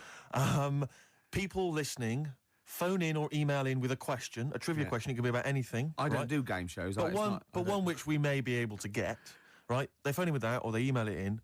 But only Carl knows the answer. He asks us here in the studio the question. Ricky and I write it down independently. We hand it to Carl. We see who's got the right answer. It's like 15 to 1, but 2 to 1. And the great thing is that the best question that we'll vote on at the very end of the show can win these 3 CDs. We've got Feeder, Echo Park, The Essential Bob Dylan. That's a 2 CD set, Rick. Maybe keep the questions highbrow to show our intellect, not things like pop and trivia and... Good idea. And we've also got this big compilation, Reloaded 3. That's also a 2 CD compilation. We'll start phoning and emailing now. Phoning, emailing go with berserk. your trivia Absolutely questions. go berserk. For Gervais. I'm best at science. Well, don't start Well, don't giving say hints. That's that. not That's fair just because not I'll say fair I'm best because- at films if they want Yeah, me to but I've win. already said don't do trivia and entertainment and that. Well, they should do. Well, They should do no. trivia entertainment. Music and films is what they should do. No, they shouldn't. Or because old that's stupid. TV. That's the cliche of XFM listeners, and I know they're more intelligent than that. They're not. They're not, Rick. They're- They're stupid people. They're stupid people, and they only know about a few things. Garbage, Cherry Lips on XFM 104.9. Well, either they really want those CDs or they want to embarrass us. Because the phone lines are going mad. And They are Carl's going mad. taking- We didn't even give out the phone number or the email, Rick. Shall I just give it out now? Well, obviously don't need to. Well, I ought to anyway, for those on that didn't hear it but didn't know it already. Of it. 08700 800 1234. Sorry, that's not 08700 08700 because I started again because I sort of fluffed slightly. Yeah, go on. 08700 800 1234. And when he says he fluffed, like that's not how he got into television. Exactly. ricky.gervais@xfm.co.uk if you want to email the question. And only Carl can see the screen, so there's no cheating. Probably people don't know what fluffing is, do they? No, I don't think so, Rick. Carl, have you had a question? What, already? Are we doing it now? Should we do it now? might as well. I think we should just drip them in throughout the course of the show. Yeah, you could one dripping them in. Go on. Ask us a right. question. I thought this was a good one. It's from Clive. Go on in. Clive, we've got a listener called Clive. Wow. That's all right. Who was the first James Bond? Oh, it's Right. this film one. I know No, that. but wait a minute, wait a minute. I know this ambiguity because we've talked about We've talked about this ambiguity before. You see, he might be deliberately embarrassing us because the old myth is that someone played it on radio Yeah, that we all know and love. yeah. Now, he should have specified, did he mean the film James Bond, the first Well, film the thing James is, Bond? can I just say, we won't count this one because the definitive one, and I've talked to Glyn about it as well, it's Dr. No was the first one of the team that we know Sean and Connery. love. So Sean Connery's the first screen James Bond. So we agree on that, even if we're both wrong. What did he say it is? I bet he said it was Bob Holness who played him on radio in like the 1950s. He didn't say the radio bit, but he said Bob Holness. From Blockbusters. Yeah. And I was drawing a little Blockbuster thing. That's Yeah, really spooky. That's weird, isn't it? But the thing about that is I'm worried if it might be a myth. It may be Well, a no, myth. I don't think it is. It's that we can't. One count point to that. me then. No. Yes. No. Well, you did you definitely know not. it? Did you know it? Did Yeah, you we honest- talked about No rubbish. Yeah, but well, if we talked about it, did I say it to you? No, we agreed that it was Sean Connery because it just like we didn't count Casino Royale because you said it wasn't by the same team. And Yeah, but that wouldn't have been the first James Bond anyway because that came later in the series. No, Rick. No, no. there's no Don't play the way. music. There's no way. That's clearly a point. You didn't know it was Bob Holness. He meant it was Bob Holness. I knew the answer. 1-0. Well, fun-loving criminals, Scooby snacks. Anyway, it doesn't matter because we both agreed once in a pub that the right answer is Sean Yeah, Connery. but wait a minute, and we wait a minute, both Rick, knew the that. point's not that. The man phoned in with a question, and the answer the man was after was Bob Holness. Oh, okay. And that's the answer I'll tell I you gave. what, the answer I was after was me. But that's I wanted- nonsense, I Rick. wanted He's me the to que- question master, the man who phoned in. That's ludicrous. You to face the facts. You can't say what number am I thinking of. What are you talking about? It's got to be the real answer. No, but I knew the answer he was after. Oh, brilliant. Yes, because that's, even if he's got it wrong, it's such common parlance now that Bob Holness was the first James Bond that I knew the answer. Face the facts. Right, give us another question, Carl. Jeez. Give us another question. Guy's a bad loser, isn't he? I had a good one here, but You've forgotten it? Or I sort of scribbled it down. this is brilliant, isn't it? Hang on a minute. We can edit this out, can't we? It's not Look at live, this. is it? This? It's only a piler. It's gonna. This is gonna look great when it comes out. Go on. Which food? Yeah. Carl, you know making up the question. No, it's just that I sort of took down the important bits. But this is amazing. This is amazing radio. Go on. Which food kind of doesn't make you fat? Jeez. What kind of a question is that? Oh, this is. No, it is proper. I love. Imagine this on the weakest link. What kind of food doesn't sort of make you? I mean, it doesn't make you fat. This is ludicrous. Okay, do you want Basically, no sort of calories in it. me to? Celery. Water. Well, I mean, what do you mean? Do you mean a vegetable? No, do you mean you're right. You're right. Apparently, you. Yeah, it uses you up more use calories to eating bite it than. Yeah, but wait a minute, Rick. One all. No, it's not 1-0 because Of you're course supposed it to is. write it down. You didn't know. But you didn't. What do you mean I didn't know? You're supposed to write it down. That's the whole point. We're writing things You down. said water. You said water! Well, that's because I thought we weren't taking the question seriously because he didn't know what he's talking about. 1-0! We got to set the rules. This is Bit too much like Portishead, for my liking. Was it? Yeah. I quite enjoyed it. Beat a band. Well, that's because Portishead are from your neck of the woods, isn't it? Was it? Well, Portishead, I think you'll find. Yeah, I'm embarrassed myself. Right, well, another question, quick. Is this question a real question with a definitive answer? Or is it like, what is my most comfortable chair? I don't know why people aren't going to maybe like Trivia Pursuit or something, just getting a question off that and then... Because they're a little bit more discerning than that, Steve. Have you heard the questions? They don't know what they're talking about. This is stuff they've overheard in pubs. Go on, ask it, Carl. I look at the Carl takes down and goes, what's that? I know. What am I meant to write? Go on then, ask this one. Right. What sort? No. The Pope. Yeah. What semi-precious... Sorry, Mrs. Robinson, we're going to have to let you go. Yeah. Go on. You are the weakest link, Carl. Goodbye. Yeah, go on. The Pope. Yeah, the Pope. Yeah, we've got the Pope. Yeah, that's not strictly a question. He wears a... He wears a dustman's hat. He wears blimey trousers. Yeah. Does he live in a council flat? Yeah, he lives in a council flat. He wears a semi-precious stone. What's the stone? The Pope wears a semi-precious stone. What is the stone? You mean, what is it called? Yeah. What is it called? What, has it got like a kind of papal name? I think it's like, is it a 18-carat one? So we got to try and get the carrot Yeah. of the Pope's big diamond. He calls it Dennis. He calls it Dennis the Stone. Do they want the type of gem it is, like or is diamond, there some kind of jade, papal name ruby, for it?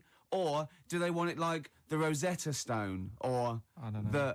I can't actually play a record. Play 2 records. Let's not. Where's your head at? Basement Jacks. Right. Okay. Let's get this. Have we knocked this on the head then? Is this not happening? Oh, here he is. Look. Here he is.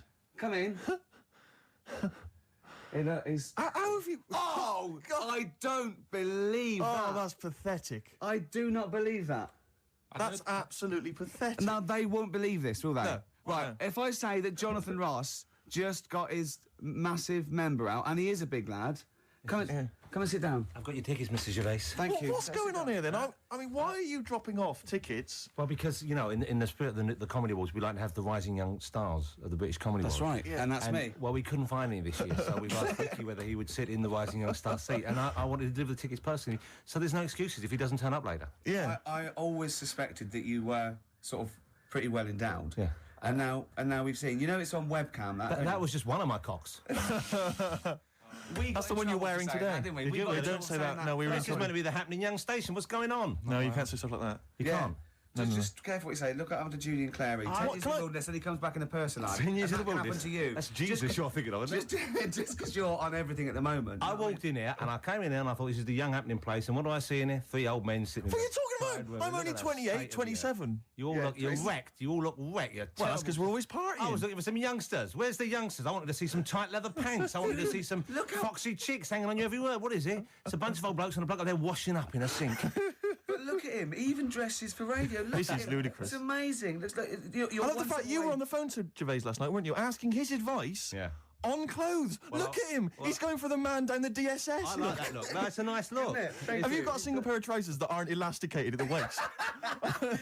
They're maternity jeans, aren't they? They've got a whole panel that pulls The forward. thing is, what I do at the end of the week, I can pop these in a pan and I can make a nice soup with all the food that's encrusted in At them. his years as a homeless coming to the fore there. Look at you, But one why- step away from Lawrence Llewellyn Bowen. I'd like to be that bit closer. But why are you dropping off tickets? Are you a little bit... Because I thought you were married and stuff. Why do you suddenly got this obsession with Gervais? Because I'm a bit rough, ain't I? yeah, it's like when you see Dale Winton out with those rough boys. I'd like to get one of my own. When a top celebrity in a lovely looking suit walks down the corridor with his penis out, Yes. Yeah. I know that I'm still an attractive You know man. you've arrived. I was inaugurating the same way. For me, it was Des O'Connor. It's like it's the passing on of the baton, if I may use that euphemism. and you've been battened. But it's fantastic. Well, It is a pleasure. I don't think I'm complacent just because I'm mixed with people like you. I still wake up and think, I don't believe it. I'm mates with Jono. Can I just point one thing out? Jono. I was listening to the show last week, and I heard you, as always, revealing a little too much about yourself, if you don't mind me saying so. Yeah. Steve, Not as much as you. No, but that was just for the benefit of the room. Yeah. And talking about when you used to occasionally urinate in the sink. Yeah. When you were around my house last time, and I came in the kitchen, and you looked a bit shifty, No, please reassure me. It was more ownership. That Yeah. I was like, I went to my territory, and then other people that come in that go, has Gervais been round here? It's like just marking my territory. Because my coffee the next morning had a hazelnut tang to it that I don't remember putting in. Can I just say something? Because I mean, I used to, mention to you, Gervais, when we first started getting involved in the business. Yeah. I used to say, if there was one celebrity I'd like to be friends with, it's Jonathan Ross. Yeah. Lo and behold, Ricky's befriended Jonathan Ross. I'm nowhere to be seen. But Not Ricky invited told me- round. Ricky told me that I could be his friend, providing I never extended the arm of friendship. Right. To you. Yeah, if you ever... I thought it's much. He tries to keep everyone else down he works with, from the office, all the other shows. He tries to keep them down. He said, I didn't even want I'm you to number come in. one. I wanted to meet you on the steps. Yeah. I didn't even want to tell you you were around. But you called. He went, who's that? And he saw your name come up and he went, well, can I meet him? Well, you're all coming tonight, though, aren't you? This isn't Radio 2, by the way. These links are way too long. This is snappy radio. We have to play... Yeah. You might The be kids have lost interest. But the kids want to hear Coldplay, Catatonia, You know what I like? Faithless. How about some more of that instantly forgettable hip-hop you play each week? One of those obscure Go. hip-hop hooray. That's the worst feature on British radio. You should be ashamed of yourself. Wait a minute, I wrote your As I was quiz on saying to Radio Bruce 2. Forsyth You're the having a other day, I laugh. said the hip-hop's had its day. You should get that one. Put it away. Put it away. I'm Carl. Carl, how you doing? I'm all right. Got a question for you. Quiet man. Got a question. Yeah. The Pope. Yeah. What semi-precious stone does the Pope wear? That is easy. Go on. Topaz. Is that the right answer? I don't know. I might have wrote it down. I'm really sorry, Jonathan. It's not what he publicly admits to, but I have to know because I was hanging out with him at the Groucho one night, and he was saying, "Oh, look at this, look at this, look at that topaz. Go and buy that. Look at that. Vatican City." Look at that. We can make a nice ring out of that, he said. Didn't go anywhere, but thanks for asking. I better go. I've got to go. I've got to go and buy you. some winkle pickers. Thank you very much. Okay. Enjoy Nice to it. meet you, Stephen. Yes. Carl, I wish I could say it'd been a pleasure, but actually it was quite creepy. See you later. Thanks. You two. Beautiful day. Yep. Now, I was just saying that's probably one of my singles of the year, but was it this year or the year before?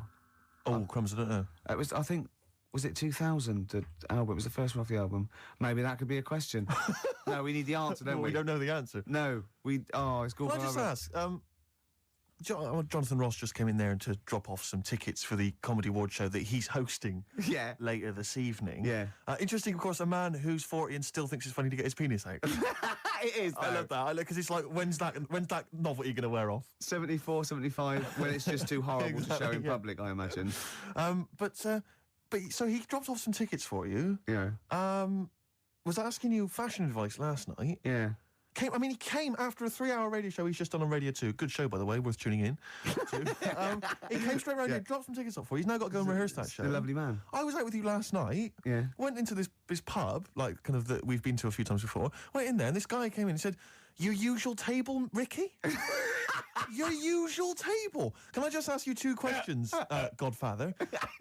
One is, have we won a prize tonight? On I National don't Comedy know. Awards? We And genuinely 2, don't know. Can you have someone iced for me? It's ludicrous. What have you suddenly got over all these people that they're doing all this for you? When have you suddenly become the daddy? Well, I came from nowhere, and I've got Polaroids of the head of all the Right, yeah, stations. yeah. Exactly. Because what I'm worried about is that, like, when we're wrapped up in our winter coats, Yeah. you're walking on there in your little sort of, little black overcoat, and I must look like your hood. Do you know what I mean? Like your goon that walks with you. Twice as tall. Very much like Edward G. Robinson. Exactly. Yeah. You are with Yeah. a pug face, obviously. Yeah. Well, don't go on about it. Sorry, that was a bit Freak. hard. All right, no, I don't know. You just Wow. know that. There's something We've to not. be sort of- Even Jonathan Ross couldn't save this show. No. It is the only A celebrity I know. Yeah, I'm that's all it. out of ideas. I thought we'd have a trivia game. That's rubbish because he can't read. All right. Yeah, and that's what is it? So It's- are we knocking the trivia game on the... Yeah, yeah. Should we, let's have one final question. what What's the answer? What to about I the don't answer? know. I don't know. For the Pope one. I don't know. We couldn't even figure out the question, Carl. What's the stone? What's the stone? It. Hang on a minute. Just entertain yourselves at home while Carl looks for the question. Anthurst. Amethyst. Amethyst. Yeah. Anne Thirst. No, she was the first woman MP, I think you'll find. Amthurst. Ruby or Diamondo? So have you got maybe a final question, That's still Carl, that one can on it. decide- Okay, is do a this one on decider there? and then we knock this on the head. Yeah. Go on then.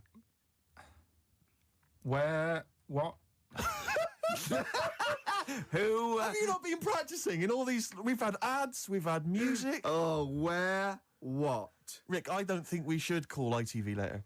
With this. Maybe he was talking about Jonathan's inquiry about sartorial elegance tonight. Where Yes. what? Yeah. Maybe he's just like summed up that conversation in What's just the two. most expensive pub in London? Ricky won't know because he never pays. Hang on, wait a minute. What does that mean? What does that mean? What mean to buy? I'll buy the pub. How much is that? It's £1 million, No, like, sir. if you go in, according to the Time Out Guide 2001, if you went in there and bought a big round, it's a day pub. It's an expensive pub. Imagine this on Millionaire.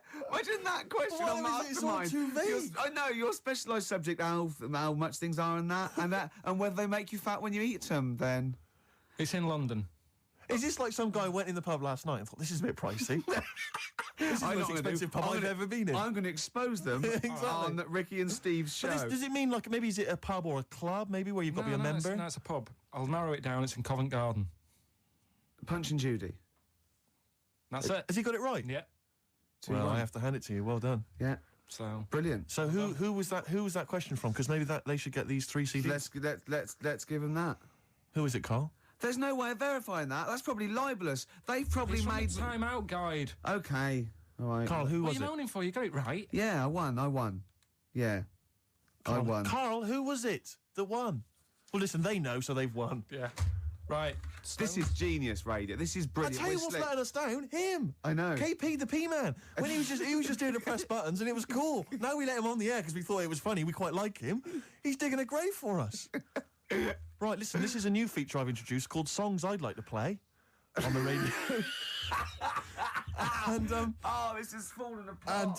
and a friend of mine sent me a little CD of little treats and stuff. And one of them is this track. It's called Monkey Man. It's from the Rolling Stones. Play it, Carl. It's an absolute gem. Press that.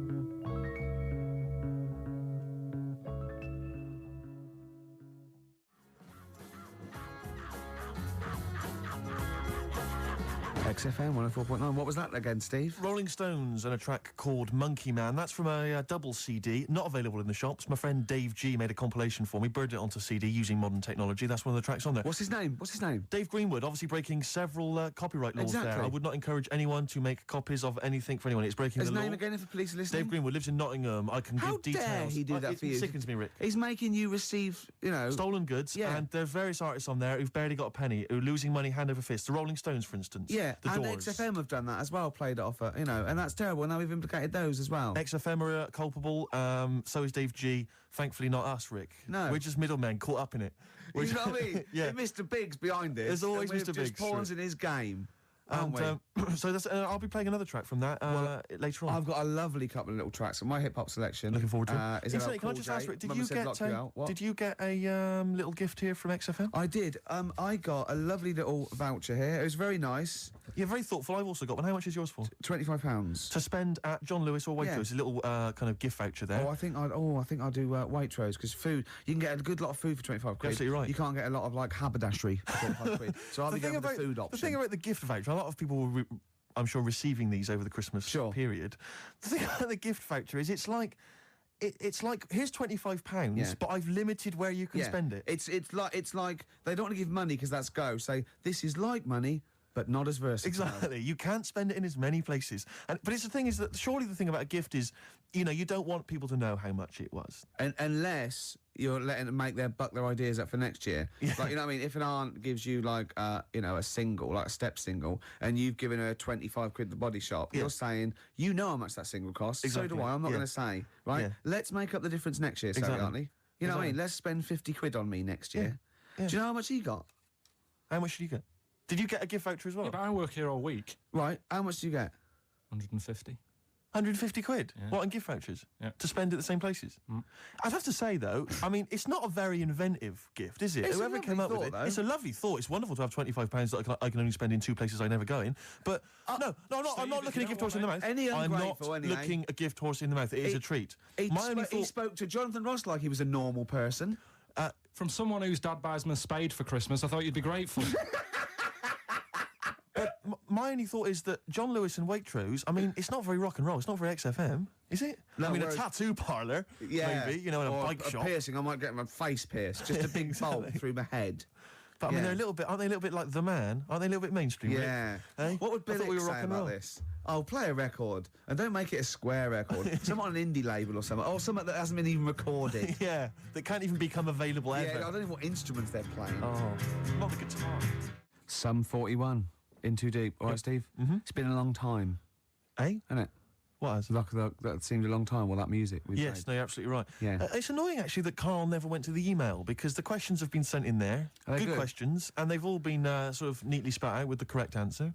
For instance, I might have asked you this if I was the quizmaster, Go on. Rick. How many noses do slugs have? Oh, I Which think is an it's interesting 4. It is 4. Yeah. Point to you there. Let me just see if I can find another one. Who, according to the current issue of Viz, is a cycloptic pop temptress? Oh, don't know. Is it a pun on her having one eye and sounding like? Cycloptic is the clue. There's Yeah. only one pop temptress. Oh, it's Gabrielle. Of course. Yeah. 2 points. Mine are better. He didn't get them. These are rubbish. Have you ever watched a quiz Because show? I can understand the question. They're rubbish, I suppose, aren't they? That gives me a chance to know what the answer is required. Go on. Let me see if I can find another one for you. No, you're never going to get that one. That's too hard. Oh no, that just That just teases you more, Yeah. doesn't it? What's the name of... No, that's boring, that one. Sorry. there you It's go. beginning to fall apart again now. Here we are. What's the proper name for Big Ben? Is it St Stephen's Tower? You know, it absolutely is. That's 3 out of 3. That's fantastic. Yeah, because the bell named after something like Benjamin so and so works in it. It's Stephen's Tower, and that's the big bell. It's actually, in a weird way, I didn't know any of those. So it's actually quite good that we did kind of balls it up with Carl, because otherwise there'd have been egg on my face. Yeah, but I still won. I just won less. Oh, did you? Yeah, you did win. Yeah. I've already forgotten. I already wiped that out of my memory. Yeah, I knew, but hey, Steve, it's not me that's the real winner. It's Neil who asked that question About pubs. about pubs, He and was he's the got 3 those 3 CDs. Just tell him what they are again. Just Feeder, Echo Park, a compilation called Reloaded 3, lots of great stuff on there, and the Essential Bob Dylan 2 CD. Have you set. called him and told him? No, not yet. This is such a shambles, isn't it? Because what if he goes out or something? Actually, if he's listening, can he give us a call? That is so lazy. Can't we call him like Tarrant would? I would if That's he had his surprising. number. You've not got his number? I forgot. Oh, this is I unbelievable. said get the numbers, Carl. I wanted to go for the Pope one. Carl, do you actually work here in the week? Or, like, did you just... You know, like in a film, when they knock someone on the head, put on the spacesuit and go to the Yeah. moon Is it instead? like is it like Secret of My Success with Michael J. Fox? You actually work in the post room, but Saturdays there's no one around that recognises you. So you pretend that you're a producer? Yeah, Because you don't seem to know any of the rules. because I reckon that name's made up. When did I say a producer? When did I say I Yeah, was Carl one? Pilkington is a name that you'd come up with on the spot. No, he doesn't work. No, he's not a producer. He says he works in sound. He works That's what in he says. sound. Yeah. Well, I'll tell you what. Work with this. This is my song for the lovers. It's a beautiful track. I've played it before. I'll play it again. It's one of my favourite tracks of all time. It's Bob Dylan. If You See Her, Say Hello. Here's a little bit of trivia for her. This is the last song I ever played on the old XFM before Wow. they came in and said, "Okay, you can go now." That's incredible. And it Bringing tears to my eyes. lovely.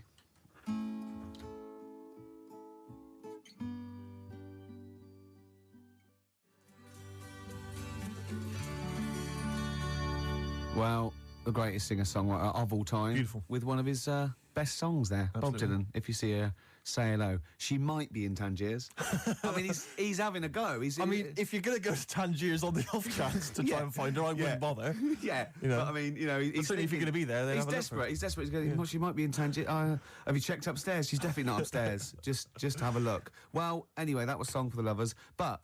Because I'm so excited about having such great prizes to give away for the first time, some albums that Carl found, I got 'em. we've got the lucky winner on the line. Hi, Neil, are you there? Yeah, I'm here, Ricky. Hi, you're a winner with XFM. Fantastic. yeah. Do you like Feeder? They're a good group, aren't they? See, well, yeah, the kids seem to like him. They do. The kids like them, and then Bob Dylan. He's a great, lovely bloke with a guitar, isn't he? You're working hard, aren't you? I'm fed up with this, mate. Really, honestly, I just don't know what else to do. I come in every week. I try and Right. zoom. Yeah, You have to write a new series of The Office. I'm That's what you have to do. I'm trying, but I've got voiceover work now, so there's more money in that. You know. You're everywhere. Yeah.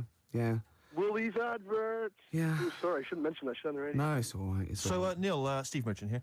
Will you be looking forward to receiving these albums? You've got Feeder, Echo Park, Bob Dylan album, the best of, and a compilation. You looking forward to them? Oh, absolutely. You know, I mean, it's going to really lift my Christmas haul. I'm not going to get to go home this year, so that's going to make up for it, I'm sure. Neil, what of those three? Which one will you be putting on first? I think Feeder, Echo Park, because the kids seem to like it. Okay. Excellent. Thanks very much. What will you be Neil. doing for the rest of the weekend? Are you going to be chilling out? I'm chilling, man. I'm freezing. I'm playing golf right now. That's madness. It's very cold Yeah. out here. What's your handicap?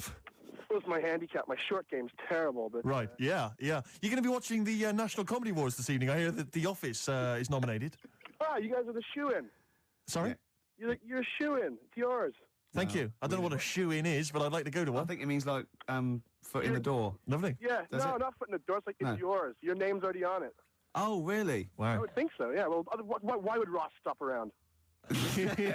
I don't think he makes the decisions. Neil, but thanks very much for calling. Those prizes are going to be winging their way to you. We're just like real DJs, aren't we, Neil? Just say we're just like real DJs, and we'll leave you alone. You guys are just like real DJs. Thanks Enjoy your very game. much. Cheers, bye. Step on my old size 9 stereophonics. Absolutely. Well, talking to Neil, it all brought it home. You know, maybe I should give it a little bit back. Yeah, you've had a good year. I'm hanging out with Jonathan Ross. I'm Exactly. doing ads, Yeah. right? But I care. I'm still in touch. You know what I mean? I'm still down with it, Yeah, right? yeah.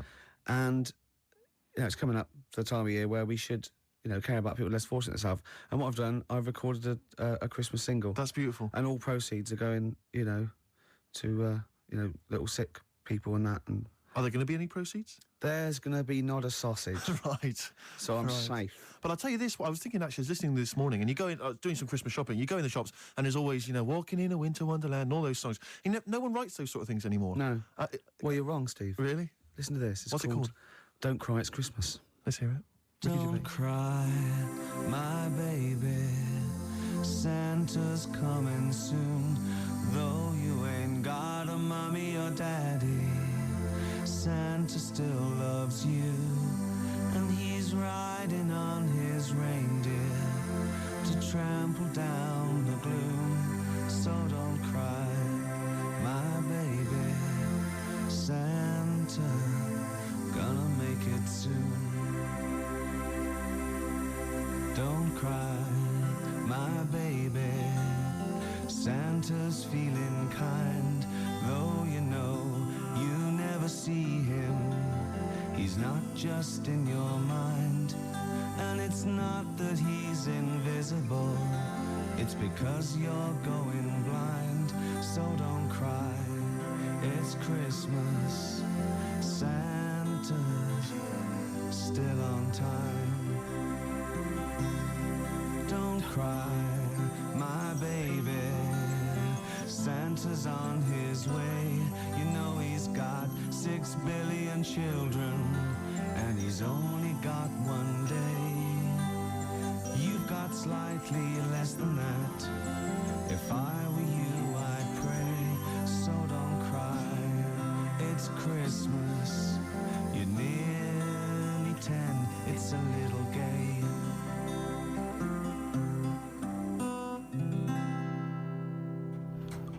Do you know, as far as I'm concerned, it's already become a standard. One of the classics. Thanks. There's a star. Ash. Good. It's a great show so far, isn't it? Enjoying it, Rick, but I'll tell you this, what worries me is on. something we've not done, which is what we've not taken on board some stuff I've heard from the management. They've said they've enjoyed the kind of light-hearted flippery, you know, in Yeah. the past on the Yeah, show, and, yeah. you know, the likes of Jonathan Ross getting their just knobs popping in. out. Yeah. But they just feel that sometimes it's a little bit cheap. Rick, No, a little in bit what- crass, and they in just what want us to way? perhaps be a little bit more highbrow at times, a little Well, bit look at more that, 'cause I mean- thoughtful. Well, you're a smart guy. I am, know yeah. that. Well, I've proved that with Clugs having 4 noses and Stephen's Tower. Can I ask you, Rick, about politics? What do you want to know? What do you want to know? Because Politics. I am a political person. I thought as much. Go on. What on the politics? What do you make of who to vote for? Vote for the government, whoever's in the government. Yeah. That's The it. Liberals ever? No, not if they're not in government. No, Okay. What about the foot and mouth, which a lot of people have worried about? don't worry about it. No? No. Recession is hit, and a lot of people are losing their jobs. What should they do about Get it? another one. Get another job. Yeah. And I'll tell you what, this is, I mean, you can have this for free.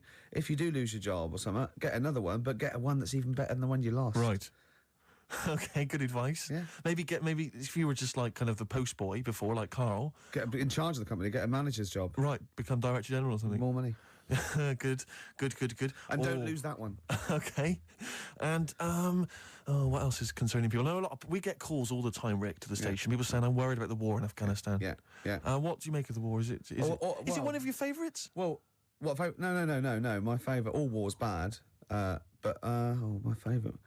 I'm putting you on the spot here. What is your favourite? Falklands. Is it really? Yeah. Is it? The Falklands War? It was a range war. What does that Do you mean? know I what that means, don't Carl?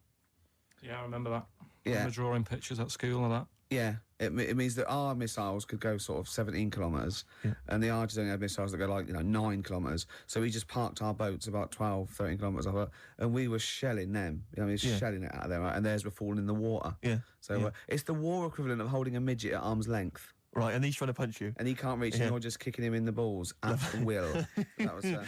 Rick, a lot of people talk about WW1 as being the Great War. Was it a great war for you? No, it was a good war. It wasn't a great war. Right. What's the problem for Well, you? I liked the bayonets and the trenches and all that stuff, but I could have done without the poetry. Right. Only because the poetry's a little bit bent. And what I'm saying is the only time that it isn't bent in a war. But there's beautiful. But there's one now I remember. He goes, "We are the dead. Once we lived, felt dawn on our face, but now we lie in Flanders fields." Be honest, if you'd have had a gun in your hand instead of a pen, Yeah. you might be alive You would today. be dead, yeah, and the war yeah. would have been over by Christmas. Absolutely. Yeah. High five. Yeah. Oh, So that's losers. politics, Carl. Any other questions, Carl, you want and, solved? Any high economics? I've done economics. Because, yes, war. the economical. Anything else? I just think you should look after yourself. You know what I mean? Carl, I've just got something to say to you. Hip hop, hooray! Hey. Let's play my hip hop track. Whoa.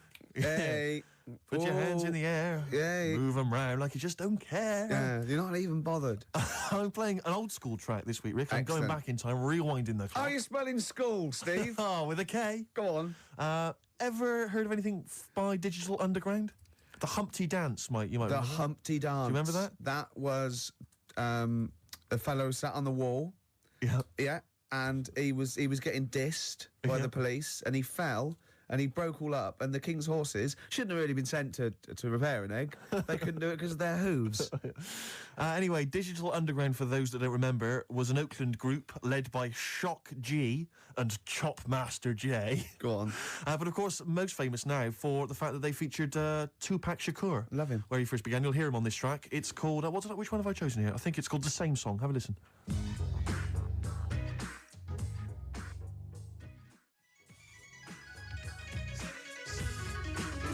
Ross was slagging off the hip-hop feature, wasn't he, when he came in earlier? And how can you not like that? Digital Underground, same song. I think he was scared of it, Steve. I think he was intimidated understand it. by your youth. Well, he's scared of the youth. He's scared of the fact that I'm down with it, the homers and the bitches and the hoes. Yeah. Yeah. Because he's not with that, I you know? think He he looks dapper. If they saw him in the street walking down like a ponce, they'd just laugh and jeer, but Yeah. probably rhythmically. Yeah. You Yeah. know, and he couldn't come back at anything. And you'd be high-fiving and Oh, everything. they'd be loving you. me. I think he was intimidated by your style. I think he's jealous of you, to be honest. Do you know, I think what he's probably most jealous of is the looks. Yeah, I think Do you know so. what I mean? I got the new haircut because we might be on the telly later. He didn't mention that, did he? Did he? Well, he's never seen the old one. You've kept it from me. He's got nothing to compare it with. But that was a great hip-hop selection there. Yeah, lovely. Even lovely though I say so yourself. Rick, we've had a couple of people, because they've listened to your dissection of current politics and economicals. Yeah. And they've got a couple of questions for you. Go on. We've had one from Jimmy Ruffin. He says, what becomes of the broken-hearted? Oh dear. That is a difficult one. I don't think I've got time to go into it because You're not? it's a very delicate problem. Can you answer this one from the KLF? What time is love? Any ideas? Listen, keep those questions coming in for Ricky Gervais. You may be able to sort them out later. Have we got a song to play, Carl? Let's whack it dear. on. Still to come, the song of the day. It's not the end of the world. Super furry animals. Absolutely beautiful. Yeah. XFM 104.9. Rick, you going to do your film review for us? We've got time for it, I think. I'm not. No, Why not? I'm not going to do it anymore. You're not going to do it anymore? No. You love it, don't you? No, it's great, and I just think it's time.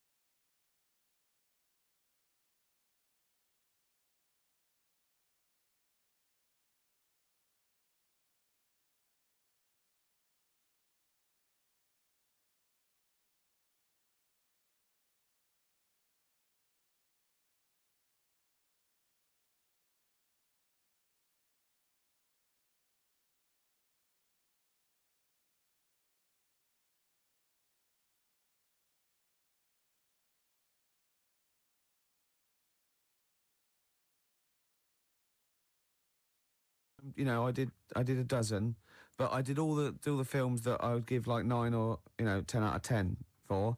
I don't want to drop the standards. Right. I don't want to start doing films that are 8 out of 10. Yeah. You see? Yeah. That's where a lot of film reviewers go wrong. Yeah, Ross being one of them. Yeah, I've seen them go, oh, this is worth 7. Don't do it then. Yeah. If it's no good, don't do it. Know it yourself. No. Sure. So no more film reviews? no. Oh. Until a great film comes out. Sure, okay. Like Braveheart 2 or something. Yeah. Which would be 9 now. Quite an It's- eventful, Yeah. I'd have thought. Yeah. So 9 for that. In well- advance. Rick, it's almost the end of the show, and still got time for the song for the ladies. I can't but wait. Carl won't be here next week. Well, he was going. Where are you heading, Carl? Going away for Christmas? Tell us. What? It's a secret. What you want? Well, in case your fans try and track you down. What? You going taking pictures of planes in Greece? What? Political. Rob your house. don't Satirical, Steve. Satirical. Where are Yeah. you going? What are you doing? If I tell you what, if I was caught in a foreign country and the government got said no, it's okay, they were train spotting or plane spotting, I go, no, I am a spy. Exactly. No, I am a spy. No, it's all right. You were train spotting. I wasn't spying. Please. I saw you at the Doctor Who convention as well. No, probably an assassin or something. I think Yeah. I'm probably an assassin. Carl, where are you going, mate? Tell us. Come on, we you're haven't not got meant time. to say when. What's that here? What? People rob your house if. Yeah, we didn't say tell us your address, tell us where you leave the key, and then tell us you're going on holiday. We said where you going on holiday. Barbados. Are you? Ooh, showing off. Yeah. Boasting. I'll tell you what, Steve, what I'd like to see, and a lot of the listeners right there too, pop round there now, touch him for Christmas. Shall I touch him for Christmas? Touch him any way you like for Christmas. Can I Love just him for introduce the Christmas. song for the ladies before? Well, love him for Christmas, though. Can I just say Yes, what but the as song long is? as you love and touch We're going to leave him. you with the excellent Tim Buckley, of course, father of Jeff. I'm just and, going to be watching, but this is a love track him. that was Look at his also- little face. Also on that CD that my friend Dave sent me earlier, so if you don't like it, blame him. Yeah. While he's been arrested And if- by the copyright police. And it's called Buzzin' Fly. Let me touch you, Carl. Don't, Steve. Go on. A man for Christmas. I'm not coming Kissing back. a man. Licking. Kissing a man for Mate. Christmas. Oh, You're look not in that. touch with your feminine side at all. I can put you in touch with your feminine you side going? and my feminine I'm side. liking it. So I can't look, I'm busy. Let's put each Look, other I'm in busy. touch. Oh, good.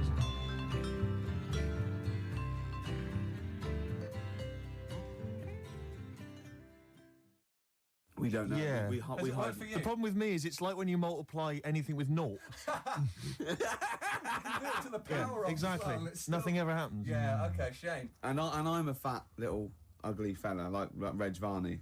Well, there are lots of people don't there have that to you say don't that on like, radio, and you because some sort of people you don't could go know. up to afterwards and almost like metaphorically flip the bird. What's that mean? Last week, yeah, flip the bird. You dirty. No. Middle finger. And see, I married Steve single. but No, he what doesn't are you go- talking about?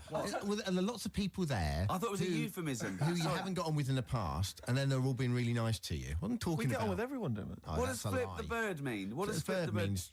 You got that hipster thing. The finger, it means giving the finger. Yeah, but I thought there was a dirty metaphor. No. You're always thinking this. Don't bring me down to your level till at least 5 minutes. Coming up after the break, we've got Steve and Ricky and lovely Claire. We're driving their desk. Right, Claire? Hello. Don't bend over like that, Claire. Sorry. Put a longer top on or something. You're up, boys. You're very studious there. We are, we're working hard on the Just show. working out what we're going to play, and what order. I love the way you even live the pretense. What about some Foo Fighters mixed with the Strokes, Ricky? I wouldn't mind a bit of Strokes or no order. What should we kick in with? Undecided yet, Rick. Probably got some ads to help us decide. That Some dilemma, advertising. that dilemma will be revealed in just under 4 minutes. Stick around. Merry for Christmas, Dermot. New Order and Crystal on XFM 104.9. Now listen to Ricky Gervais, obviously. With Steve Merchant. yeah, Hi. yeah. Well, they like to know. They like to know if I'm here. They don't like to know. The fans do. Yeah. Now that was one of my favourite singles of the year. Yeah, it's a good song. And that's what we're going to be doing in this programme. We are going to be playing some of our favourite songs from the year, Rick. That's absolutely We're true. also going to be playing some songs that maybe we don't like, Exactly. just for the hell of it. Yeah, because we're crazy guys. Yeah. We never know what's going to happen next. No, we don't. Guess who's pressing the We buttons, Rick? genuinely don't. Well, you know who's pressing the buttons. You can see her, but That's the why audience we don't know what's going to happen next. It's Sturgis. We've got Sturgis in. Claire Sturgis. XFM's Claire Sturgis. Yeah, yeah. She stayed off it for just a day. She's not. No, she's just. She's clean for a day. You're methadone or?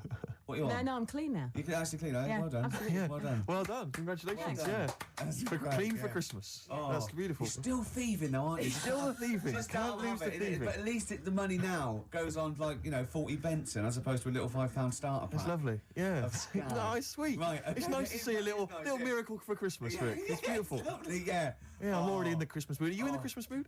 The thing is, right, what she's still got left over from it, and these are the scars and the reminders of your smackhead thieving days. Are those little homemade tattoos on her face? Exactly. That Exactly. she did with a pin. Yeah, she and looks some- like Seal. and some quink. Exactly. Yeah. Oh, but no, Merry Christmas to you, Claire. Yeah. Merry Christmas. Thank you, Merry It's Christmas. great. You're still living in the projects. Yeah. It is one of those little She's still miracles. keeping it real. She's It's like wonderful. little tiny Tim. I tell you what, she's a bit like Jesus Christ. In a way, yeah. In a That's way. blasphemous. Please play a record, Claire. Linkin Park and one of their songs. Gervais, quick, come on, mate. He's coming back from the kitchen with a couple of cups of tea. It's like he's won an award. He doesn't care now. I'll turn up if I want to. Maybe we should do a twin spin, Sturgis. Do you want another Yeah, record? play something, Okay. play something. Here you are then. Paul Weller, the changing man, the mod father, That's true enough. as they call him. Absolutely. See, now, you told the listeners that I was just too big to be here because I'd won some award. Yes. I was actually making the tea for all of us, wasn't I? It's awful, this tea. That's not the point. I shouldn't be making tea, a man in my position. And, yeah, You're it is- right, you shouldn't be making teas. It's awful. How do you actually go about the tea? You understand how a cup of tea is made? But You've got to put a tea bag in there. No, but this is weird, right? Because I actually can't make a good cup of tea or coffee, and it's strange. It must be something metaphysical. I put all the right ingredients in, just like everyone else does, and I boil the kettle and everything. But people do go, "That this Can I is tell you where rubbish." you're going wrong? Go on. Laziness. Why? Because you literally don't leave the tea bag in long enough. You literally dunk it in there and throw it away. I was trying to get back in time because I got a you were. show. I saw you talking with Dermot O'Diddley, so don't give me that. And I've been round to your house before. There's been times, Sturgis, when I've tasted the tea and it tastes like washing up liquid. And I've said, what happened? And he went, there were some bubbles in there, yeah. Well, Could I you ca- not have rinsed out with some water first? Well, Not really, didn't have well, time. yeah, but I resent having to make tea. Yeah, but don't teach me a lesson. Don't offer someone a cup of tea and then think, I'll teach them a lesson. They won't be asking for tea again. When it usually works. But yeah, I've had to go and get an extra tea bag and dunk it in here. It's ludicrous. I know. It's mad, isn't It's it? pathetic. Anyway, it's Christmas. Let's not disrespect Let's each other. not- Let's no. be cheery. Yeah. Can I tell Sturgis what you got your family for Christmas last year? I just remembered when I was outside. Please. It was a joy because Gervais is a generous man, and he's a thoughtful man, and he's got a lot of brothers and sisters and a lot of nephews and nieces and stuff. Well, I got about 20 people to Yeah, get you've got presents for. exactly. So it's a tricky business. That's why I think you got him £200 worth of lottery scratch cards. I had about a minute. I was getting a lift down to Reading, and it was my mate Jimmy, and I went, hold on, I just got to get the presents, and I ran into the 7-Eleven opposite me and got £200 worth of scratch cards. That's amazing. It's such a working class Jippo gift, isn't it? But did any of them work? Anyone win any? Yeah. I mean, some people were down. That was a present. Hard luck. That's the risk you take when you accept this present. Some people were up £70, so they had a great Christmas. Let's bear in mind that there's like some children who are like 7 or 8, scratching off scratch cards. They got to be 18 to claim them. And just the rest of your family sort of, I can imagine, just wrestling them off. You can't claim it anyway. It's not off. No, have I won? No. No, you haven't. No. But I've it's got three, three dumbbells. It's 3 the same. You don't get anything for that. Not in this game. Unlucky. Are you going to do that again this year? Maybe, yeah.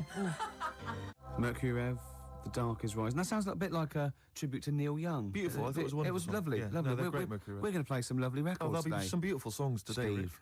All right? That's true. What did you call me then? Steve. Did you call me something else before? I didn't No. hear. I thought maybe you No. called me, I don't know, Jonathan or something. No, I don't know. I didn't hear. I got paranoid. Christmas. We were talking about Christmas. Yeah. Gifts. What's wrong now? I don't know what that meant. What? Were you having a go at me because I went on Jonathan Ross show? No. I thought you'd said something. You'd said my name by mistake. You'd said someone else's name when you were talking to me. Oh, right. But I didn't hear that. So when I heard you just go Okay. Steve, I thought you were correcting a mistake you hadn't made. No. Exactly. No. Oh, okay. All You right. see? Blunder. What did you call me? Fatty. Good. Right. We're talking about Christmas, Yes, yeah. yes. Well, it is because it's Christmas, just the isn't it? fact that It's the right time of year to talk about it, to be honest. It's topical. So let's carry on. Go on, shoot. Well, I just wondered if your Christmas gift buying had always been as thoughtful as it is in recent years. Oh, well, no, that was actually, even though it was thought pretty lazy and thoughtless, it was quite generous in a sense, Yes, financially. But I remember, oh, God. Now, even though I sort of come from a working class family, my dad was, you know, a labourer, and my mum was like a housewife, but I was spoiled at Christmas. I didn't have like pocket money or gifts and that, but you know, she'd get out of a catalogue and pay for it for the rest of the year. So I did have great presents. Yeah. And because I had older brothers and sisters, they were earning, so I had good presents. And it was okay for me to, you know, give them nothing or do a card or something rubbish. But then I remember one year when I just suddenly realised I was too old to be doing this. It was like, you know, in Jaws when it pulls focus. Yeah, and you're going, oh my God. And I just realised that's the worst present you've ever... I think it was about 12 or 13. And I remember it now. My sister had got me a Cat Stevens album. Great. I think a birdhouse and like a quiz book or something. And it was my turn to give her a present. And it was a bottle of shampoo that I'd found in the bathroom and wrapped up.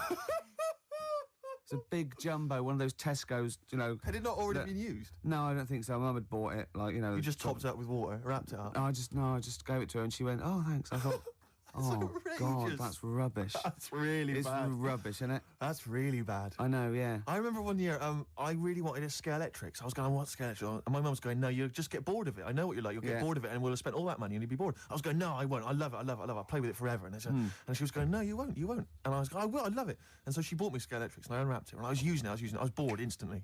Yeah. But I didn't tell her. I pretended I loved it. And so, like, I'd always be playing it monotonously, hating it. I know. But I'm loving this, Mum. It's absolutely brilliant. You were wrong. You were so wrong. I'm loving it. I know. Things with Scale Electrics, I think it was great at the time, but I think it was an XFM party, actually, years ago when they got Scale Electrics, and like loads of us think, oh, yeah, I used to love it. Rubbish. Yeah, really rubbish. It's tiny. Yeah. It's about 2 foot long. Yeah.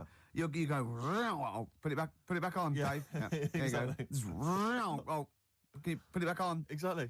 But you want it to at least kind of change into a robot, or kind of come off and just drive around the Of course, these days it's all virtual, Steve. That's true Isn't enough. it? In your mind. Well, we all take a pill, don't we, Rick? And then we're in some kind of fantasy world. I am Ayrton Senna for a little while. What about those bloody computer games? No one's reading a book God. anymore, are Mummy, they? What's a tree? Download. Well, I'll tell True you enough. what. I'm going to play a song now. I think I've dissed U2 for about 15 years, but I got them wrong, and I'm going to play a lovely track off the latest album. It's the last track on the album, Ground Beneath Her Feet. It's from All You Can't Leave Behind. Beautiful And song. I think it's one of their greatest works. Live Forever, Oasis. Still good, that one. It is very good. That's 1993, 94. Mad, isn't it? Long time ago, eh? Crazy. Cool. All those years ago, when they were setting out, they were great, and they'd, Yeah, before they became embarrassing. well, they can still They come could back. still come back. Their last album's not as good as their first 1 and 2, and No. but who knows, Steve? Well, exactly. Yeah. Exactly. on. It's been a good year for hip hop, Rick. Can I surprise you? Go on. I've gone off hip hop of recent years, but I've been charmed this year by Bubba Sparks' album. I thought it was fun. Sure. I think De La Soul had an album this year, which I enjoyed. they did. That was good. They Very did. good. I didn't mind the Jay-Z album. See, I liked a couple of Yeah, tracks. it's I all right on there. I Yeah. actually quite liked. There's a Izzo new was Outcast compilation that I don't know if it's out yet, or maybe it's just going to I come was out in the new year, disappointed but by that's the good. album. I bought it on the Well, strength Rick, of- can I surprise? There's a new little I like the compilation. little owl. I like the owl and the cat and the dog. The and new little compilation, Go Rick, on. has lots of tracks from their previous albums and other singles, and it's a good little dynamite buy. Maybe something Steve, for the new year in the sales. Just going to make a note of that. I'm going to buy that on the way home. Do it. But the album that I was particularly charmed by, Princess Superstar Is. Well, Now, a lot of people have been dismissing her as a bit of a novelty sort of rapper. They said the same about Timmy Mallet, so don't listen to them. That's what I'm don't saying. listen to them. That's what I'm saying. So, another track put it on. we played a while back, Untouchable Part 2, which was dynamite. Yeah. And this is another track. I think this was a single. It's called Bad Babysitter. She raps very quickly, but listen carefully because the lyrics are fun. Slow it down a little bit, Claire. Okay, honey, now the name of the restaurant and my cell phone number are on the refrigerator. Tell us about it, Steve. From the album Princess Superstar Is, Princess Superstar and Bad Babysitter. Did you enjoy it, Rick? Yeah, I did. Good. Yeah, Simple no, I passions. like that. Yeah. That's 2 out of 2 from that album I've Yeah, liked. exactly. I think I'll go and buy the album on the way home. Do it, make Steve. another Just note make of a that, little Rick. note. You've got Outcast to that buy, which has not actually been Outcast. released yet, but I'm sure you can pull some strings. I'll get someone onto that. Good. Okay, XFM 104.9. It's the Ricky Gervais Show. Absolutely. Can I stop you there? Go on. With Steve Merchant. Thanks very much. No worries. Yeah. Cheers. We're talking about presents here. I just remembered something else I had. I was just into science from like the age of like 5, 6 to about so 18, 19. I'm still into it, but I studied it and I absolutely loved it. And I got a microscope set when I was about, I suppose, 10 or 11. And just looking at butterfly wings and just anything under there, like 300 times. Thought this was amazing, right? And in it came these little shrimp eggs, and you could look at them, and then you could breed them. You had to put them in a salt water solution and then keep them at a certain temperature, and they'd think, oh, and a nice little beach, and they'd come out. Yeah. What I did, speed up the process a little bit, popped it on the electric fire, right? We had one of those fake plastic coal things with one of those little metal things that turned round from the heat and made it look like flames. It didn't. No. I'll be honest, it didn't. Because who the hell was fooled? Who was coming and going, you got a lovely roaring fire there. Yeah. The flames are encased behind that plastic coal. Exactly. But I love it. Popped them on there, left them there for a little while. Bit too hot. Came back, just melted, really. Just dry, and the thing was sort of slightly warped. So them shrimps did not see the light of day. Once again, your laziness and sinfulness just... I've got to speed up the experiment. Absolutely. Come on. I can advance nature. Yeah, Come exactly. on. Yeah. Do you stand in front of a microwave just going, come on. Come on. Yeah. A minute and a half for soup? It's ridiculous, isn't it? Yeah. That's so, majestic. Yeah, but I learned the lesson. Yeah. Now I make sure the shrimps are the right temperature. Exactly. That's terrible. You reminded me of something I was going to say then, but I can't remember. I've embarrassed myself live on air. Yeah. Should have kept that quiet. No one would have known. No one was there thinking, I wish Steve would say something now. It's crazy. What I was hope he Steve hasn't gonna forgotten say? the story. Yeah. Oh, I know what it was. It was what you said about the sort of the fire and that idea of kind of buying a piece. It's like when people buy a fake Rolex watch. Yeah. And they tell people it's fake. Utter waste of time. Yeah. Why you told me that? It's like, what? I'm getting one over on the Rolex people. But you're right on that side. But the point is, why buy a fake Rolex watch? I mean, why buy a Rolex watch? I think they're very they look expensive. good. They look nice. Yeah. And it's a transparent display of wealth. But it's when there's like a builder who you know's on like £5 an hour wearing a Rolex. You're joking, aren't you, Steve? Hod carriers can get upward of £550 a day. So you've embarrassed yourself. I don't know anything. It seems like I don't know anything about the building industry anymore. Unbelievable. Do you know once my friend showed off his watch that he'd bought, and a guy had sort of dodgy bloke had sold it to him on the street. Yeah. And he'd been up in London, and some guy on Oxford Street had sold him this watch, and it looked really good, and it worked fine for years, and it just looked class. And I thought, wow, that's brilliant. And I came to London for something, and I walked up and down Oxford Street for 2.5 hours trying to get sold a dodgy watch. And I'd be going up to people like selling lighters, going, yeah, not interested in lighters. Got any watches? Yeah. I go, no, I haven't got any watches. Go down to the perfume guy. And I go down to the perfume bloke. You, any watches? I love the idea that they saw you go, no, like, do I watch? And they go, no. I know. Why? It's a bad advertisement, mate. If people see you walking around with this, it's not good for trade. What? How dare you? Send me one of those stolen watches. Can't do it, mate. More than my job's worth. Tim Benson. Black Snow. That's a great tune. Good song, isn't it? I love it. It's sort of like punky, but it's got more in common with stuff like Steppenwolf and My Bad only worry Company. is that such are a they like throwback. sort of 18-year-olds who, like Gomez, are trying to sound like they've kind of had a rough, hard-living life? No. They are old 40-somethings. Well, no, they're not. They're sort of, but they're dirty. Yeah, good. Yeah. Do you notice that Steve Taylor, the man with the knowledge, just popped in there to just bid popped us in, Merry Christmas? Yeah. And I noticed, Claire, you said something like, has he got another kid, did you say? Yeah. How many children has he got? I think he's got the 2 now. Yeah. Clearly, he has got the knowledge, hasn't he, in every sense? Yeah. I imagine he's a great lover.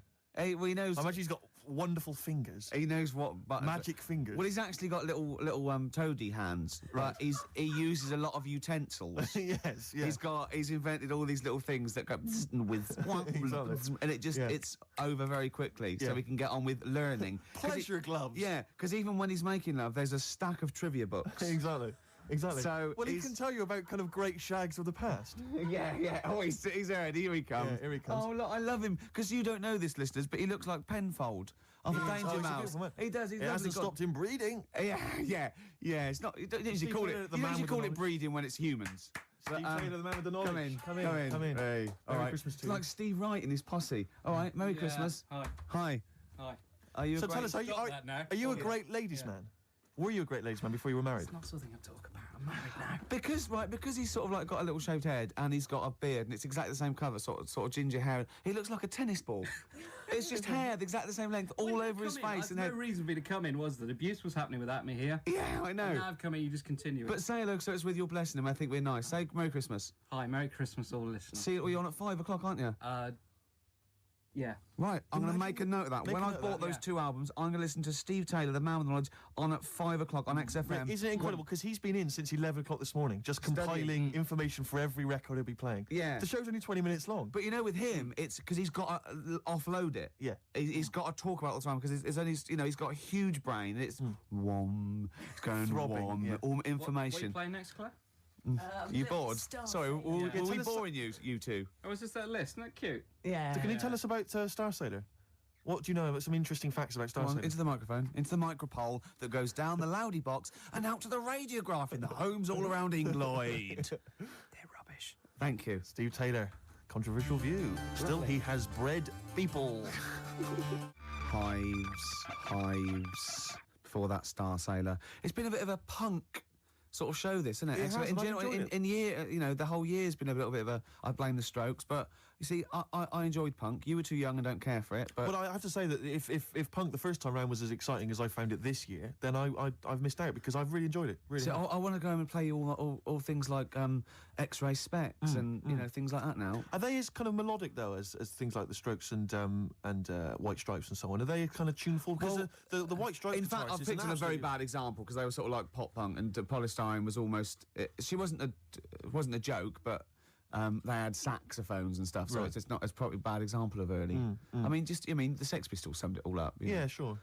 But we enjoyed that, don't we? No, we did. I have to say, though, although there has been a nice bit of sort of punky sound this year, for me it's been very much a year for the geeks. And you'd have thought I'd have enjoyed Well, that. that's but new actually- metal, though, isn't Well, it? it is Or the new sort of metal. these people just in their bedroom playing sort of computer games I and can't loving believe that Limp new metal has Bizkit. taken over the world. It's It's just mad, isn't it? incredible. It's absolutely huge. Suddenly, Linkin Park and. But see, I don't mind things like Marilyn Manson because they're they're having a go, they're having a bit of a laugh, and But I just. But it always so, seemed so perennially uncool to me when I was younger. Anyone who was into that kind of music, I just thought loser. And that's And talking coming about the from you, kettle calling the pot black. Yeah, imagine But that. it's the year of the geeks, not just because of new metal, but also because of just these fantasy films with the Harry Potter I stuff know. and now Lord of the Rings. It's like everyone's obsessed. Now it's with cool to fantasy play stuff. Dungeons and I Dragons. know, I can't get over it. I'm stunned. It's scary, isn't it? Because It's I was never into that rubbish. No, I've always thought definitely it's like Yeah. it's like people who are still obsessed with Harry Potter. They go, I'm rereading Harry Potter for the third time. And I think, listen, I haven't read it. Okay, I'm sure it's very good. But you're rereading it for the third time. There are books out there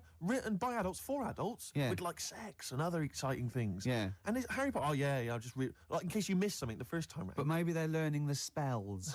I'm stunned by it. I mean, have you read it all, Claire? Are you all up on this?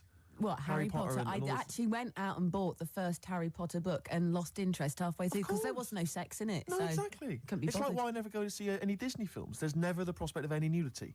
If Right. there's no chance of See, nudity. I think you're buying. I think you're actually buying the wrong books. Right. What you want to buy, Steve, is a pornographic magazine. Tell me more. Wow. In there, you see, what you get, Ladies. Other ladies. sometimes ladies, Nudie ladies. sometimes ladies. Stereophonics and the theme tune to BBC Two's The Office, handbags and glad rags. Absolutely.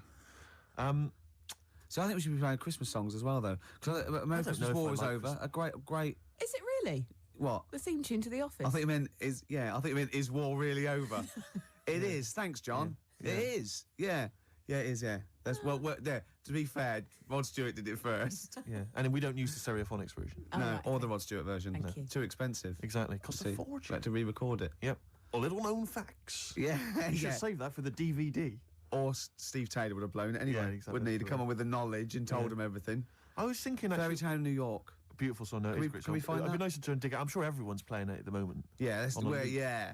Let's But not I mean, we play it. should. It's good. No, it's Let's play Simply Having a Wonderful Christmas Time by Paul Can we play McCartney. Driving Home for Christmas, Chris Rea? Oh, it is. There's a lyric in that goes, I look at he's in the car driving on Christmas and he looks over at the other bloke in the other car, he goes, he's just the same as me. Yeah, I was thinking that. He's just the same as me. Driving Home for Is he Christmas. saying he's copied him? He's like, oi, Yeah. what are you wearing? That's the same as me, that is. What do you get your missus? The same, is it? You. Who are you a stalker? I'm Chris Rea. Hello. Yeah. He's going back to Newcastle. Exactly. Are they talking it? Is that where he's from? Yeah. Is it Middlesbrough or Newcastle or Do you remember when Rea made a film? Cleveland? Go on. Chris Rea made a film. They all do it like Dave Stewart made that film with the All Saints, Honest. No one went to see it. No. But Chris Rea made a film which was like a kind of fantasy thing. Well, I think Shirley Bassey turned up in it, where he was like, have you ever seen this? No, but oh no, I can't tell you. I'll tell you off air. Really? Is it outrageous?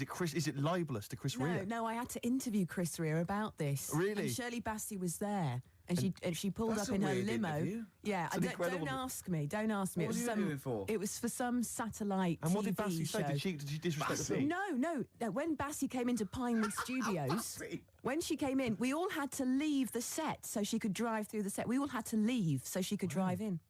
No. Just thought I'd tell you that. God. It's very boring, really. I wish I hadn't told you that. What do you mean? She drove her car into the set? No, she was driven into Pinewood Right. Studios, into wherever they were filming, and we had to all leave why did you as have she to arrived. leave? Because, I don't know. Did she knew what you do? She didn't Sturgis? like me. She went, Yeah. I don't want that smackhead around in here, you know. Wow. I got some valuables in here. Yeah, yeah. Sturgis. Diamonds yeah. are forever, and especially when she's around. Yeah. Anyway, I never saw the film, Steve, in answer to your questions. Yeah, well, I don't think anyone did, but the fact that Chris Rea got money to make a film. I mean, has he released a song for years? He's still going. Is He's he? probably got a little bit of back catalogue going. You mentioned Paul McCartney as well. We were talking about that with Steve Taylor. And I'm wondering, because you're talking about his money and the fact he's got loads of wealth, and that's fair enough, and he obviously deserves it. But what I'm wondering is, he's got to be he's such a Steve, rich does man. anyone deserve it? Unless they spread it around. Really. Politics. But he's obviously, I mean, he must be one of the richest men, certainly in this country, and I'm Yeah. sure, internationally. Millions. I don't know if he's reached the billion mark yet. But I'm wondering to myself, why doesn't he spend some of that money making his missus like a bionic leg? That'd be amazing. Do you know what I mean? She could like leap over buildings and stuff. That'd be genius. Well, she wouldn't leap, she'd hop. Because if I had that much money, I would. She could only hop. She'd just be running around in a circle. She'd win, she'd win to get the other one done as sports well. games, wouldn't she, at school easy? Just one hop. Exactly. And she's won. I mean, it'd just be Oh. incredible, because I don't know. I mean, the Bionic Man, it was expensive then, wasn't it? 6 million then, Steve. Christ knows what it would cost now with inflation. $6 million, of course. That's only about £4 million sterling. Yeah. But now, and that was like, what was that, 74 or something? It cost you a fortune. Hundreds of million. Oh, I wouldn't even want to guesstimate. But he got the eye. Sure. That's useful. Yep. He can see miles away. Yep. He's got the 2 legs. You need the 2 legs for running. Did he have the 2 legs? Wouldn't it be? Yeah, of course he did. Otherwise, he'd be hopping, wouldn't he? Yeah. Dun, dun, dun, dun, dun. But he got the 1 arm. He'd need the 1 arm. They thought, let's not look mad. Let's not make him completely bionic. Yeah. But the one thing that always worried me, right, was that when he lifted up a truck with his 1 good arm, why didn't his back collapse? Yeah. He didn't have a bionic spine, did he? Sure. I could see him lying on the ground and sort of like doing a sort of leg press. That'd be fine. But when he stand up, his back would just collapse, wouldn't it? Yeah, so you're beginning to wonder if an astronaut who fell out of an airplane while test driving it and was rebuilt as a half robot, you're wondering if there's maybe some flaws in that concept. Yeah, and Oscar Goldman, I don't know what. And isn't it convenient that his girlfriend had the same 2 legs, 1 arm? I but think that's this- what drew them closer this- together, though, Rick. This time she had the ear. I don't think he was just on the pull and by chance he got her undressed. He thought, my God, that looks like a familiar plastic arm. And there was a bionic dog, wasn't there? And a horse, apparently. Well, why do you need a bionic horse? I know. When you can run at 70 miles an hour, you don't really need to get on a horse, do you? Yeah. Unless the bloke that had the bionic horse wasn't bionic and he could run like really Well, I fast. think the problem was that they'd spent so much money on all these bionic things, they just made a bionic horse, entered it in races. Yeah, he Just had bet to get on some it. of their money back. Yeah, exactly. Steve Austin, he's not turning Exactly. up, he's swanning round. A very costly investment. Does anyone remember Bionic Man? Is this just, it's all shown again, isn't it, on Bravo? Everyone and all knows who the bionic Oh, just Oh, ask no, sci-fi. Camfield about it. Oh, I bet he loves it. Because doesn't he? Camfield's only about 14 and he knows the bionic man. I know, yeah. He's been watching it for 13 and a half years. Sturge, let's play another song, because we just played the cover version of Handbags and Rags. Sure. Great song, really good. Yeah. And I've been playing Good cover versions version. all this year. And one of my favourites was this Run one for cover. I played a long time back. Actually, I think I played this when we were standing in for Dermot O'Diddley. Yeah. Not He gonna- was back today, wasn't he? Just pops up when he wants. Exactly. Isn't he? But I'm not going to play any cover versions in the new year. That's Go on. Cover Me Up or Cover Well, Me Bad. That's gonna be scrapped. Run for cover. Well, I've finished with my, I call it film review. Yeah. Yeah. Sure. So yeah. we're going to have all new features in the new year. Yeah. But I'd love to play this again. This is a Once Around the Block, as done by the Kings of Convenience. Play this, Claire. Lovely.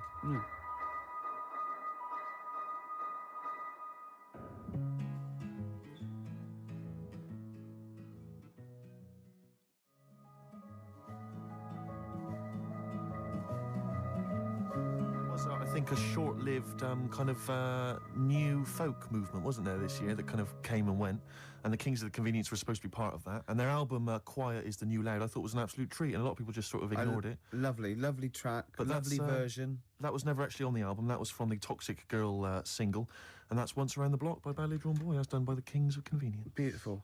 This is great, isn't it, coming in and just like playing songs? Oh man, it's a lovely, lovely Do you job. think the listeners enjoy this as much as we do? I would imagine not. No, I don't think No. so either. No. But does that make us bad people? No, I don't think it does. It makes us wealthy people. And lucky, very lucky. That's true enough. PJ Harvey. Lovely. Love it, great. great. I'm loving this, Steve. Yeah, no, it's Nearly great. Christmas. I had a couple of chocolates there, didn't I? Oh, the yeah. purple ones in roses. Very much like the Quality Street one, the hazelnut and the toffee. Yeah. But getting me in the mood. Now, I know if you're a fan like me, you love the roast dinner. Oh. We love the roast dinner. But the Uber roast dinner is the Christmas dinner. Oh, I'm looking forward to it. No, I'll I'm tell you thinking this, about it man. now. I can't believe how many different sort of meats you're going to have in your house. Well, we always have the turkey, obviously, traditional. Plus, we always have a little bit of pork, a little bit of lamb. Oh, God. And don't forget the sausage, you know. Well, I love the fact that someone's designed the turkey Christmas dinner, and then they thought, wait a minute, I also want a little sausage, and let's wrap it in bacon. Why not? Let's have just some have it. stuff in it Can as we well. have some? Can we have all the meats that are available? Someone said, please? hold on. There's sausage meat in the stuffing. Now, well, sue me. Yeah, exactly. Sue me if I want a bit of extra sausage. You know what I mean? Oh. It's the work of art, and it takes It's genius. hours. Rick, can I ask you what kind of Go on. veg you going with this year? Veg, well, I just love the roast potato. I mean, people have tried to sneak in the Brussels Because you sprout. don't eat vegetables or No, I anything try green, do not you? to eat. Parsnips. I love parsnips, but when they're crisp and crunchy, like a trendy crisp Yes. in a wine bar. I love it when yeah. Yeah, Oh, no, I that's love great. that. We'll be having carrots. We'll be having leeks. We'll be having Brussels, obviously. Yeah. Brussels. Yeah. And my mum will always throw in a little bit of something crazy. Maybe there'll be a little bit of red cabbage, something wild, something exotic, or something Vim, continental. or a used condom. To be quite honest, I think she's mental, your mother. She's But, got to stop that. But who knows? Any kind of treats. I'm looking for. I'm just so. And I love the fact about the Christmas dinner is that people are taking weeks, years planning it. I know. They take yeah. They months. They got to defrost. Did it? Have you told? Can you talk about your grandparents? Well, my grandparents, of course. The thing about my grandparents, I have mentioned this before. Yeah. I don't. I Think love I this. think they've got about 3 teeth between them. It's unbelievable. My grandfather. They're all their own, though.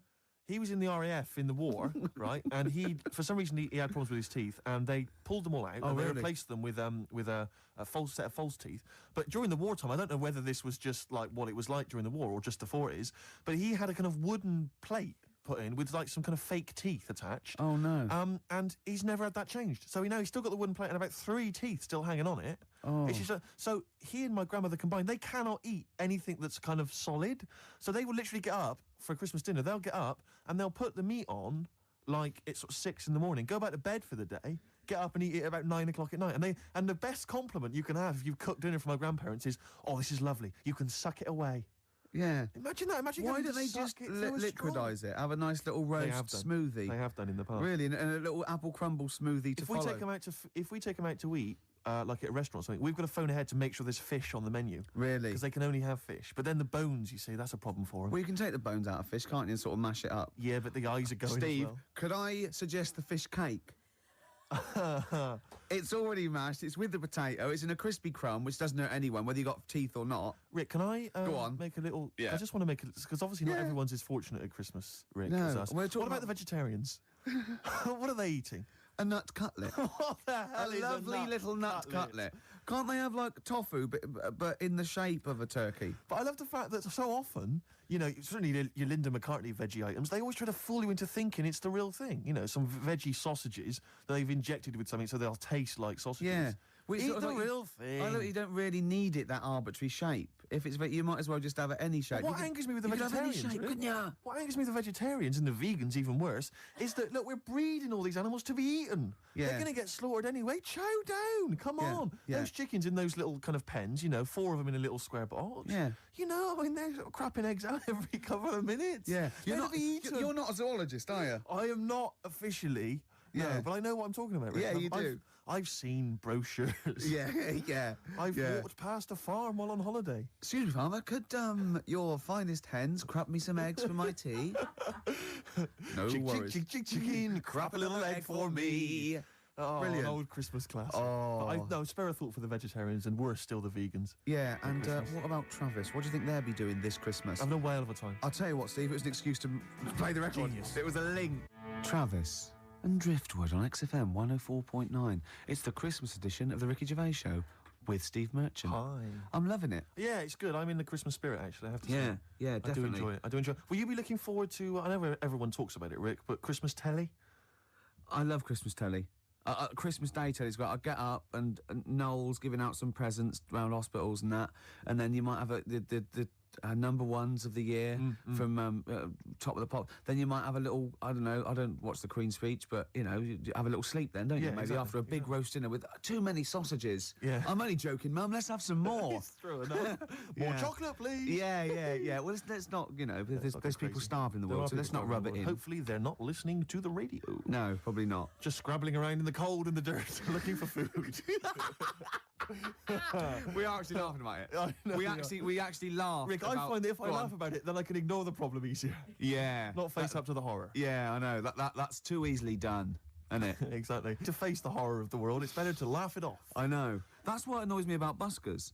Because a beggar just sits there and you can pretend you haven't seen him, whereas a Exactly. busker's shouting out. Yeah, and he's you want to drawing go, attention to he himself. you know, unless you're deaf and blind, he knows. Yeah. He knows. Yeah.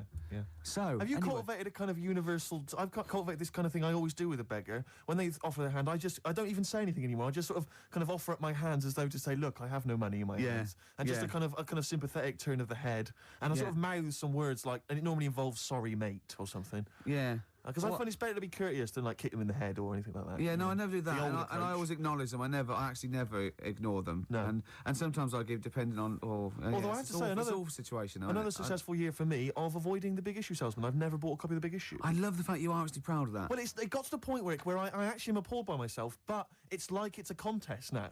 It's like I've managed to do it for so long that it's almost a competition with myself. Well, it's to the same avoid as me failing. with reading a novel. But, yeah. Although I blew that in 1987 when I read Catcher in the Rye. I'm still kicking myself. I'm looking forward, of course, to... I'm hoping it'll be Dennis Norden's Laughter File, Volume 7. Oh, it's 7. You're having a laugh. 27. It used to be It'll Be Alright on the Night, but I think they've changed the name to Dennis Norden's Laughter Well, File to fool us. it's great, though, isn't it? Because he comes... You're one of those people. If you're one of those he goes, people. this is something we call doorstop. Yeah. And it's sort of like, just what? Yeah. And Yeah. doesn't he just go into the Director This is General? one called Let Sleeping Logs Die. Yeah. It's just, oh, God. But what I don't understand is why no one has said to him, or why hasn't he watched that TV? Why hasn't he, at Christmas, right, he's gone home with the family, he's gone, come on everyone, let's watch my show, and he's watched it. It's and Laughter File 27. with Dennis Norton. That's The me. family must have been faking laughter, and why has he not turned around and gone, why did no one tell me Yeah. then? Crap. Why doesn't he go to Greg Dyke and go, or whatever it's on? Well, right, it's and ITV, isn't it? Well, Yeah. is it? Oh, who's that then? ITV Task is Who's in charge? Paymasters, I don't know, they I change don't every know, week, yeah. don't they? But That's go why we to don't go, work with them. just watched me on that Laughter File 27. It's rubbish, isn't it? And they go, yeah. They go, well, why didn't you tell us? Well, we thought it would kill you, to be quite honest. But why didn't you let my son take over or something? Well, Dennis, he's 84. How old am I then? Well, we don't know. We've had you carbon dated, but it's off the scale. But why did you let me carry that stupid file? Are you reading this now, Dennis? Oh, I am, can't yeah. remember what I got to say. Well, don't read it. Just speak normally. 2 coffees, please, waiter. I'm on the No, wrong sheet. I don't know what I'm this doing. is what we call talking to the Director General. Stop it! But I can't wait for that. Yeah, and Dennis oh, Norton's Laughter there is File. two. Can I just say, go one, on. who's in the audience of Dennis Norton? Like, who's gone, Joan, I got 2 tickets for Laughter File, I can't believe Yeah, my laugh. I've been on the internet. Because they're always they're cracking up, the people on that show. I've never laughed once. Maybe it was an audience that they filmed in 1973, where it was the first time they saw a goalkeeper get hit in the balls Yeah. or something, or Jackie Charlton or something, or a dog fall off a slide. Well, it's either old people who just can't remember, they've already seen those clips 1,000 times before, like Yeah. Alzheimer's thing, Yeah. or it's I was always thinking of the people at what's that show that Beadle used to do, the You've Beatles Been about? Framed. You've been framed. I think now what's happening is while Lisa Riley's doing all the scripted jokes, there's just someone stood behind her, maybe just showing a picture of her, like nude or in Yeah. a bikini, or just pointing and just making jokes at her expense. Exactly, That's yeah. why they're laughing. He's lovely, Lisa Riley, off Emmerdale, of Good old course. Fatty Riley. No, don't say it's not fat. It might be glad you don't know. It could be gland. No, just stop it. You can't say that I don't sort know. of I've thing. gone a bit crazy. I've just gone. No, gone no, a but bit wild. what if she's listening to this and she gets an eating disorder or something, or becomes bulimic because of what she's probably at home binging now. I know. She's leaving out the vomit and she can't get her fat fingers in her mouth. Anyway, I'll tell you what, the best gig of the year, surely the White Stripes, Rick. I know everyone's raving about it. Let's hear one of their tracks. What's it called again, Claire? Fell in love with a girl. Lovely. Pogues, Kirsty McCall, Fairy Tale New York. We're just saying it's just a brilliant song, isn't it? Genius. It's genius. great. And what I love is the fact that it was quite a big hit. And it's like sometimes even a majestic song like that normally would get overlooked just manages to drift up to the surface somehow. And even, everyone, the white trash. Well, the appreciate imagery's great as well. beautiful. How can old slut on junk be romantic? Amazing. Well, we're fans. Yeah. Sturgis thought he was talking about her. Leave it, Sturgis. You know, You're in a way we clean. are. No, in a You're way we are. clean now. Exactly. Yeah. Well, we got more treats. After got this, a we've got Song for the Ladies. We're going out of sync here. We're going to play Song for the Ladies, the penultimate track, because I want to leave them with a Christmas classic, the Joni Mitchell classic, River. So look forward to that. Absolutely. Well, it's been a great show. It has. It's Even almost though I over. say so myself. Yeah, You know, enjoyed it. I've enjoyed it. Looking back over the year, Rick, can looking I forward just- to Christmas. Go on. Can I just throw a big thanks out to all the people that have emailed us and phoned in and written to us over And the sent last us 6 months? things. I think Yeah. it's about 4 people who keep doing it, Yeah. recycling the same Under old joke. different names, though. Exactly, but we don't tend to read stuff out, but it is appreciated. It is, and it's often gets into the show, whether you know it or not. Exactly. In some way, we steal your jokes and pass them off as our own. Nice email from someone there saying there is a tofurkey. A tofurkey, yeah, so a tofu turkey. Yeah. You can buy it in the whole trimmings. See, I made that up. I could have written that down, and well, it had already been done. Yeah. So I said we can't paint in a tofurkey. Sure. So I've embarrassed myself again. Sturgis, are you going to be driving home for Christmas? No, Driving I'm going to home be for here. Christmas. I'm going to be here. God, she's working. He's just the same as me. She's working on Christmas, Sturgis. Oh yeah, I'm here. Yeah. Someone emailed me the other week saying, "Will I be voice tracked over What does that Christmas?" Well, I'm not quite sure. It's a radio term apparently, Right, but wow. no, I will be live. Wow. On Christmas Day? Oh yes, Christmas Day So evening. you can't drink and stuff? Well, Well, not as much as like yeah. you would have liked. I mean, I'll you're have a always drunk tipple. on air, obviously. yeah, but it's getting to that point. I didn't know she drank till I saw her sober one day, one Yeah. Sunday morning when she came in to do an early show, and she was talking differently. Yeah. She went, the pub's not open yet. Exactly. And I realised. It's terrible, isn't it? Well, what should we play now, I don't know. then, I've Steve? kind of felt like we've sort of exhausted ourselves. Really, we've run out of stuff to say. Have we? We've made all our observations about Christmas. Yeah. We've taken a sideways glance At the sausage. Yeah, exactly. Oh, another Right, funny look word. at this year's Stuffing. Remember we talked about stuff? Do you remember I think it was 4 links ago. Yeah, sure. No, listen. We're going to call it sausage loving. And we talked about all the different things you have on a plate and that. And we started off with like turkey, and then we went. I'm just trying to remember some of the amusing bloopers that took place over the course. Do you remember when you didn't make it back in time for the link and you were making tea? I was making tea. That was a Oh classic God! What was that one when I think you said something like that was a white stripes. He's going to Exactly. say the word wrong or Yeah, something. yeah. Oh God! If you're one of those people. Oh, this is great. I'll tell you what. I'd like to play a record because I'd like to talk about this link later. Yeah. Should we play a record? Yeah, well, let's look back on it, like, amusingly, like I Love 1980. Oh, Let's do that God. in a second. So I'll play a song for the ladies, final one of the year, and it's a song which I did play a long time ago, and it's absolutely beautiful. It's from Nick Cave's album. What was it called again? I think it was called No More Shall We Part, and it's an absolutely magnificent I'm just remembering the last time you played it. I know. It was brilliant because you introduced it, and then I think it was Carl Pressed the who button. played it, and we listened to it. Were we playing Buckaroo or eating curly whirlies at the time? I can't remember. I was on a space opera. Oh.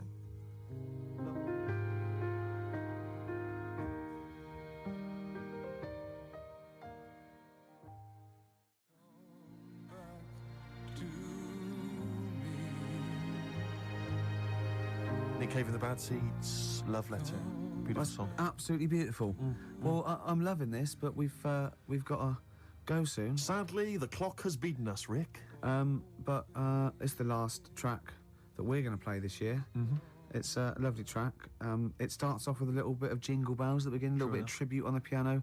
It's Joni Mitchell and The River. Enjoy. We won't be back next week, will we? Or the week after? No, we're back We're on off the for 2 12th. weeks. Yeah.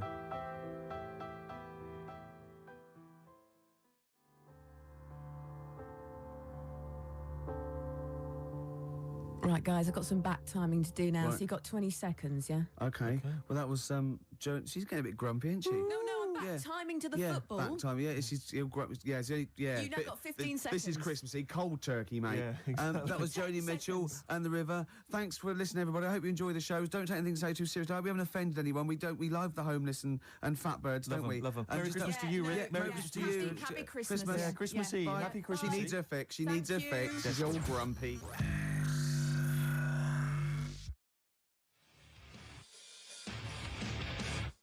POD, or POD, as I call them. I don't. No. XFM 104.9. It's the Ricky Gervais Show. With Steve Merchant? Yeah. So Dermot O'Diddley, Yes. weeks and weeks in a row, he doesn't even turn up, and now suddenly he's all over breakfast. I noticed, yeah, he's standing in for the breakfast show. Why weren't we asked to do that? Well, we Quite were. upsetting. Were we? Yeah. I didn't know about this. Yeah, but I don't want to get up that early, do I? Sure. I feel a bit hungover today, actually. Do you? Yeah. What's happening? What were you partying last night, were you? Well, not partying. We just went out for a couple of drinks, then had a meal, and then went to the Borderline and saw. I'll tell you about that. It's good. You saw a band. That's the first Yeah. time in years, isn't it? It is, yeah, Rugby? yeah. Because do you know John Sim, the actor? Not really. He's in this band, right, called Magic Alex, and it was really good. They're sort of like a friendly oasis. They got it's quite mank sort of feel, but it's really good. Good songs and everything. Is he the singer? Yeah, no, he's a guitarist. Nice, cool.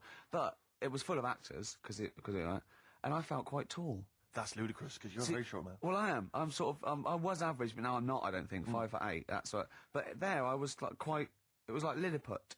So I just got to hang out at actors do. Or I'm like, yeah. This is the reason because actors are often quite handsome people, but yet they're always quite obnoxious. We are. No, I mean they're normally quite obnoxious, Rick. Again, you're a good example of that. And yet, I think it must be the small man complex. That's what makes them so obnoxious and so kind of desperate for attention. Didn't realise it before. Steady on. Because of course I tower above everyone. You do, don't you? I'm for people who don't know who are listening. I'm 6'7" tall. That's high. Yeah. That's big. And for people who've never seen him, he doesn't hold it well. It's not like he's a sort of handsome athlete, is it, Carl? He's a bit of a what do you call him? Carl, don't answer. No. Don't get drawn into that. You know the game he's playing. No. Do you know yesterday when you were in the office? Yeah.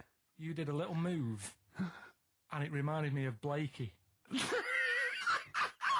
Oh, I hate you, Gervais. Oh, I hate you, Pilkington. That's his stance. Yeah, but even he held it a little bit better, didn't he? Because he was a man, he had a big coat and everything, and a peak cap. But, yeah. I can't believe you. Like, I've not suffered enough from being freakishly tall. Now, two of my best buddies, live on radio, are just... It's not just height, though, is it? It's the posture and the face and everything. But it's got you places, hasn't it?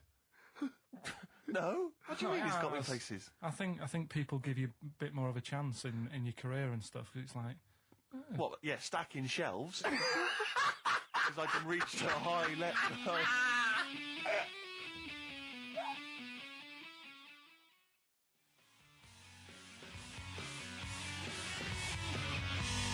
Muse, Plug-in Baby on XFM 104.9. Rick, Gervais, go on. Well, yeah, but I know you guys are laughing about the height thing, and for those that have only just tuned in, I am 6'7" tall, which is tall and that's big, and I pride myself on it in a way. I've worked hard, I've not smoked, I ate well, Yeah. It's an accomplishment, but obviously I didn't have much involvement in it. I just am, and it's a curse because mainly the problem is that you can't get stuff, you can't get clothes, you can't get shoes. Yeah, he's size 14 feet. Yeah, but it is genuine, and I don't know. I mean, it costs a lot to buy a pair of size 14 shoes, and if you were genuinely poor, I don't know how you'd afford to be tall because the clothing costs more, everything costs more. I've seen this in comics that you'd actually go to school in a barrel, wearing a barrel with just braces. It'd just be a barrel, and you'd have sort of flip flops, and you'd take a mule with you. They all had a mule, didn't they? The poor people always think you'll be in a pub or something, and people just think they can talk to you about it. They just think, hey, oh, you lanky, it's just like because it's like they. But that really annoys you, doesn't it? Well, it annoys me because it's like they think I should be proud of it. Like, well, exactly, but they don't think that this is not a disadvantage. This is not a disability, is it? You're taller than most people. It might get disability. No. If you were 8'3", it'd be slightly debilitating. You would, but debilitating. What? Disabilitating? Yeah. No, you're a medical man, aren't you? Eh? But no, the point is, it's a disabilitating because when you go on public transport, like if you're on a coach. Yeah. The only place I can sit on a coach is that seat on the driver's lap. Either on the driver's lap or that seat at the very end. Yeah. Which sits into the aisle. Yeah. That's the only place I can sit. Well, you stand up, some sort of kids at the back waving at drivers. You could drive it from the back. Here it comes. Watch it. Were you a tall baby? Or Mr. and Mrs. Merchant, you've given birth to a basketball player. Look at his dribble already. Were you a tall baby? Babies aren't tall. At what point did you suddenly, Jesus, nothing fits me? Well, it didn't happen overnight, Carl. Let's do a little graph. How tall were you at 5? Oh, I don't know. 3 foot. 3 foot. How tall were you at 12? 6 foot. 6 foot? Are you really? I don't know, do I? How do I remember? I don't remember this. Well, when did teachers start calling you freak boy and Rarely, lanky? they didn't. It wasn't Didn't they? so much. It was no. He went to a funny school. I went bowling with him once. Right? I'd never been bowling before, and he'd been once before. And he went, "Let's go to this bowl." We went to a bowling alley, right? And you have to wear these special shoes. Now they're sort of like pointed things anyway, and they're multicoloured, sort of red and green. They look pretty weird. And the woman said to me, "Oh, what size?" I said, "Oh, 8. She went, "Yeah." "So what size are you?" He went, 14. She went, 14. He went, "You probably haven't got them." She goes, "Yeah, I think we have got one pair." And she put them on the table, and it was like Krusty the Clown. And I just started laughing. They looked so long, and he had to run round this bowling alley in these freaky clown But shoes. they don't look freaky clown like when I'm wearing them, because the rest of me's in proportion to it. It looks like a little wall bracket. One of the worst things that happened to me was when I was like, I don't know, when I was about 16 or something. We went to It's a fire. There's a fire alarm going off. There's a fire alarm going off. And the fire light's going off. Yeah. Should we not just maybe we play a evacuate? record and go and check that out? Wrap it up if you want. No, not wrap it up. Play a record. I'm going to go. No, the See you fire, later. it's gone off, Rick. It's gone off. Oh, what? We might have burned down. Yeah, I think we'd know about it. The flames licking around our ankles would be a clue. God. I'm going to go and investigate. You shouldn't ignore a fire alarm, should you? Blimey. We're entertaining the nation. Oh, look at him. He's scared of fire. What do you mean?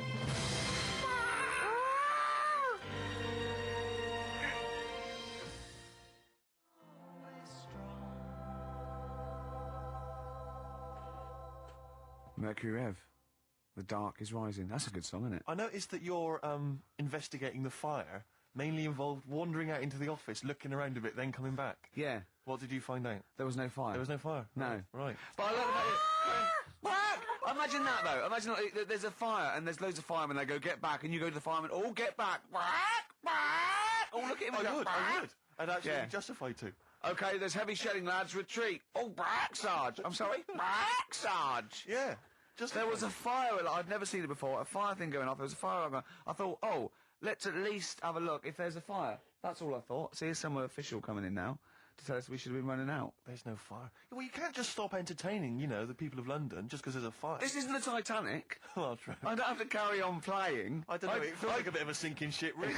All right. Nice one. Nice one. I don't know who I was taking off then. Probably me. Yeah, I think so. Yeah. Listen, let me just tell you briefly. This is another example of how people can just exploit you and make fun of you when you're tall. Yeah. I was quite tall. I've always been like about 6'7" for quite a while now. And when I was about 16, I went to a big New Year's celebration in Bristol, where I come from. And everyone kind of congregates in this big sort of part of town, and there's sort of people dancing around, like in Trafalgar Square. And I was there, and somehow I just picked up a balloon somewhere along the line, one of those kind of helium sort of balloons, and I was holding that, sort of dancing around. And these two girls came up to me, and I was thinking, yeah, okay, it's New Year's Eve, brilliant, that's my kind of party. Yeah. They came out, they went, hey. Once a year. And they said, you going to be here for long? And I went, well, maybe. And they said, it's just that we've arranged to meet back at you in about an hour. I went, what do you mean? I went, well, it's just because we can see you wherever you are. Don't worry, you can move around and stuff. We'll see you with the balloon. Just arrange to meet some friends. I love that. A landmark. So, pilots use that. Oh, we're just coming in. There's when we go. When we see Steve Merchant, we'll be descending to Bristol Temple Mead. What's really funny is New Year's Eve, Trafalgar Square, you've got a huge column, but they use Steve as like the meeting point. Steve's got a huge column. Brilliant, Rick. Well done. Award-winning comedy from Ricky Gervais.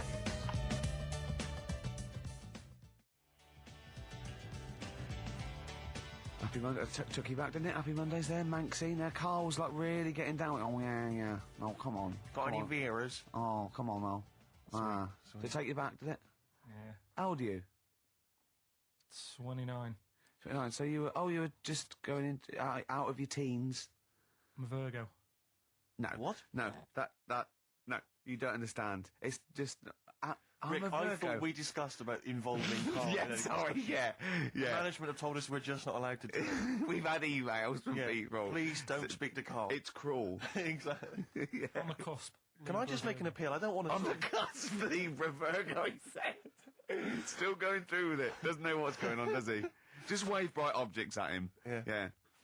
We've got a competition there, Steve. We have, but before we mention that, can I just ask something? I don't want to exploit our position on the radio. No. But I wonder, because I'm very tall, and it's very tricky for me to get size 14 shoes and big clothes and stuff, can I just get people to send some stuff if like, maybe they own a shop which but sells it'd be things like homemade clogs that people have carved out of chunks of wood they found in the shed. Whatever. It's not When I going to was be in great. America, When I was in America, everyone says to me, you go to America... Here is a cacool I made out of my own skin. When I was in America, everyone told me, like, it would be, really easy to get big clothes and big shoes and that, because they're all huge and all freaks over there. All right, steady on. And I was wandering around New York, and I was going in a few shops, kind of saying, we've got size 14, US 15 shoes, and they were going, no, we want... Is that the difference? Yeah. One. And they literally were laughing at me. There was a couple of shops where they literally laugh and get, like, someone else in and come and look at the tall, freaky Englishman. Really? And then one guy said, I remember we had someone come in here once, and he said he'd been to a shop which sold kind of stuff for really tall people, and he said, I think I can remember the address, and he sort of looked through the sort of telephone direction. He made a note of it, and I went on the subway, and I went through Lilliput. And I went. It took me ages to get there, and really hard to find it. I finally went in there. I've never seen it. It was heaving, right, with freaks. It was amazing. It was like they were just kind of gargoyles. It was like something from Lord of the Rings. They were just kind of these tall people and kind of gnarled. Did they turn around and start bowing to you? It was incredible. Yeah. And I went in and I just said, hi, I'm looking for a kind of da-da-da-da sort of thing. The guy went, yeah, sure. And he sort of hobbled off into the darkness and came back with exactly the kind of pair of shoes I wanted. I couldn't believe my luck. It might be a magic shop. But it was like that shop in Mr. Ben. It might have been a dream, though. You see? Have you still actually got the shoes? No. Because when Mr. Ben sort of like goes back and wakes up next day, he finds like a feather in his pocket where he remembers he was a 17th century sort of squire or something. Yeah. You know what I mean? The classic episode of Mr. Ben when he becomes a 17th century squire. Oh dear. Mr. Ben learns to play the harpsichord. But it's like when Mr. Ben, that black shopkeeper goes, right, are you going to pay for that? You're not just going to go through that door and then have an adventure and come back. Oh, yeah, I am. No, you're not. You're barred. Yeah. You just make me sick. We wait nothing from you. Well, I'm not in this for your amusement, Mr. Ben. Is it only Ben who's got the insider knowledge about the magical doorway, or I don't know, because that fella in the fez doesn't seem to have anyone else there. No, rarely. He's always grinning though. He knows something. I'm not sure. It's not a documentary, though, is it? It's a kids' show, isn't it? I'm trying to remember. No, it's not. It's just a kids' show, so anything can happen. Yeah. That's a lot of people make that mistake when they slag off something like Scooby-Doo or Thundercats. It's not really reality. Real. It's just a kids. Mr. Ben, they were all on drugs, weren't they? Like Magic Roundabout. My mate fancied Cheetara from Thundercats. Cheetara. Which one was Cheetara? I quite like She-Woman. She was a lovely cat. Yeah, she was a real dish. What's the sexiest cartoon? I'm glad you've asked. A lot of people say Jessica Rabbit. They do, and they'd be right to say that, because she's actually human. She's not an animal, which is good. What? Isn't she? No, she's a normal woman married to a rabbit. No, she's not. Yeah, Jessica Rabbit. Is that what she got a surname, Rabbit? But she's not actually she's a rabbit. married to Roger Rabbit. But she's not actually a rabbit. She's a glamorous woman. Is she? Yeah. I've never seen it. No, yeah. This is the weird thing about it. That's weird, though, isn't it? It is weird, the idea of a rabbit having sex with a beautiful woman. That is the weirdest thing about it. How does that make you feel? Annoyed, if I'm honest. Yeah. But I bought some bunny ears just after I saw the film. Oh, hip-hop. You got your hip-hop track. Yeah, good. No. This album was rated by a lot of people last year. My sources tell me that it's being re-released and re-recorded this year. Anyway, Nerd are the outfit. They're better known as the Neptunes, who are kind of sort of hip-hop R&B producers. Yeah. I think this track may have featured on a giveaway CD. It did. The NME. It did. Anyway, it's dynamite. It's from the album In Search Of by Nerd, and it's Bobby James. Play it.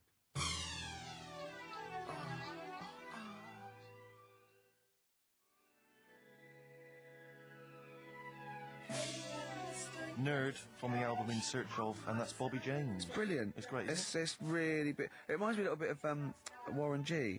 That chorus. Sure, yeah.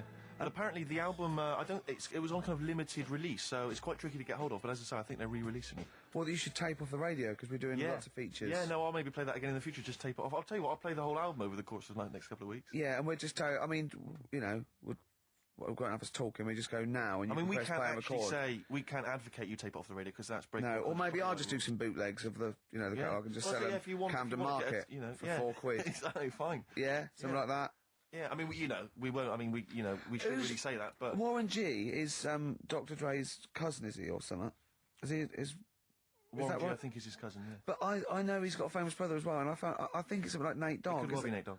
Maybe someone would know that and could email or phone in. Yeah, or email maybe kind of. This is the best thing about being on the radio. I can think of something. There was a competition on Virgin, right? I was listening Virgin. I think 105. No, what is it? I can't remember. Yeah. Good station. Good station. And they had a competition, right? And it was to win a trip to America on the Enterprise. It was all about space. And there was one question that answer 3 right, and it was who was the first one into space? Yuri Gagarin. Who was doing that? And then the third question was how much bigger than the moon is the sun? Is it twice as big or 4 times as big? And this one went 4 times as big. Went correct. It's not. It's hundreds of times Probably a bigger. lot more big, I can't yeah. believe. Can someone look that up on the internet and how many times bigger is the sun than the moon? It's not 4 times. It's huge. It's like beach ball to a pea type dimensions. Which DJ was it? Do you remember on Virgin? I can't remember, but it was the one on sort of about 11 o'clock. Oh, I Wouldn't want to be him. Yeah, he's embarrassed himself, hasn't embarrassed he? himself. When we do quizzes, we never get anything wrong. That's true enough. During that track, I'm chilling out, I'm loving it, aren't I? Carl goes, do you know how baguettes came about? Do you know how baguettes come about? I went, go on, and Steve went, no, save it. Wait a minute, though. I'm thinking, Rick, people are going to be desperate to know the answer to that. Why don't we play some ads and some music and stuff? It's like a cliffhanger. Exactly.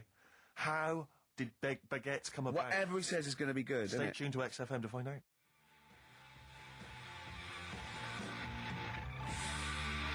Hives. Hate to say I told you so. So I love that sort of stuff. That and the Strokes. Well, it's so much better than all this new metal rubbish, isn't it? Definitely. Now, most people think we talk rubbish on air. Yep. If they could hear the conversations Off that air. go on, I know. But someone just emailed in saying the sun is indeed about 400 times bigger than the moon. Thanks for that. That DJ must have looked it up and said 400 times. That can't be right. It's probably a printing error. 4 times. Nothing can be 400 times bigger than the moon. Carl went, yeah, but the sun, it's only got 1 million years, isn't it? I went, what? He went, on that space programme, it said that in 1 million years the sun will be destroyed. And he said, and then we're all shafted. Right? I laughed. Steve went, no, it's okay. By then, we'll be on another planet. No, I think that's true. We'll have colonised other planets. Carl went, yeah, but there'd be no sun. Steve went, well, there's other suns, which is true. Carl went, well, I went, well, yeah, every star is a sun. Carl went, well, not really. Not really. You don't believe that, do you? And I went, no, it is. The sun is just a star. It's not even a particularly big star. Carl went, well, why didn't they say that instead of worrying me? Instead of worrying me. In 1 million years' time. I love that Carl, he's been preserved, brought back to life, and is now the ruler of the world. Just a head in a fish tank. And he speaks like this. I am Pilkington.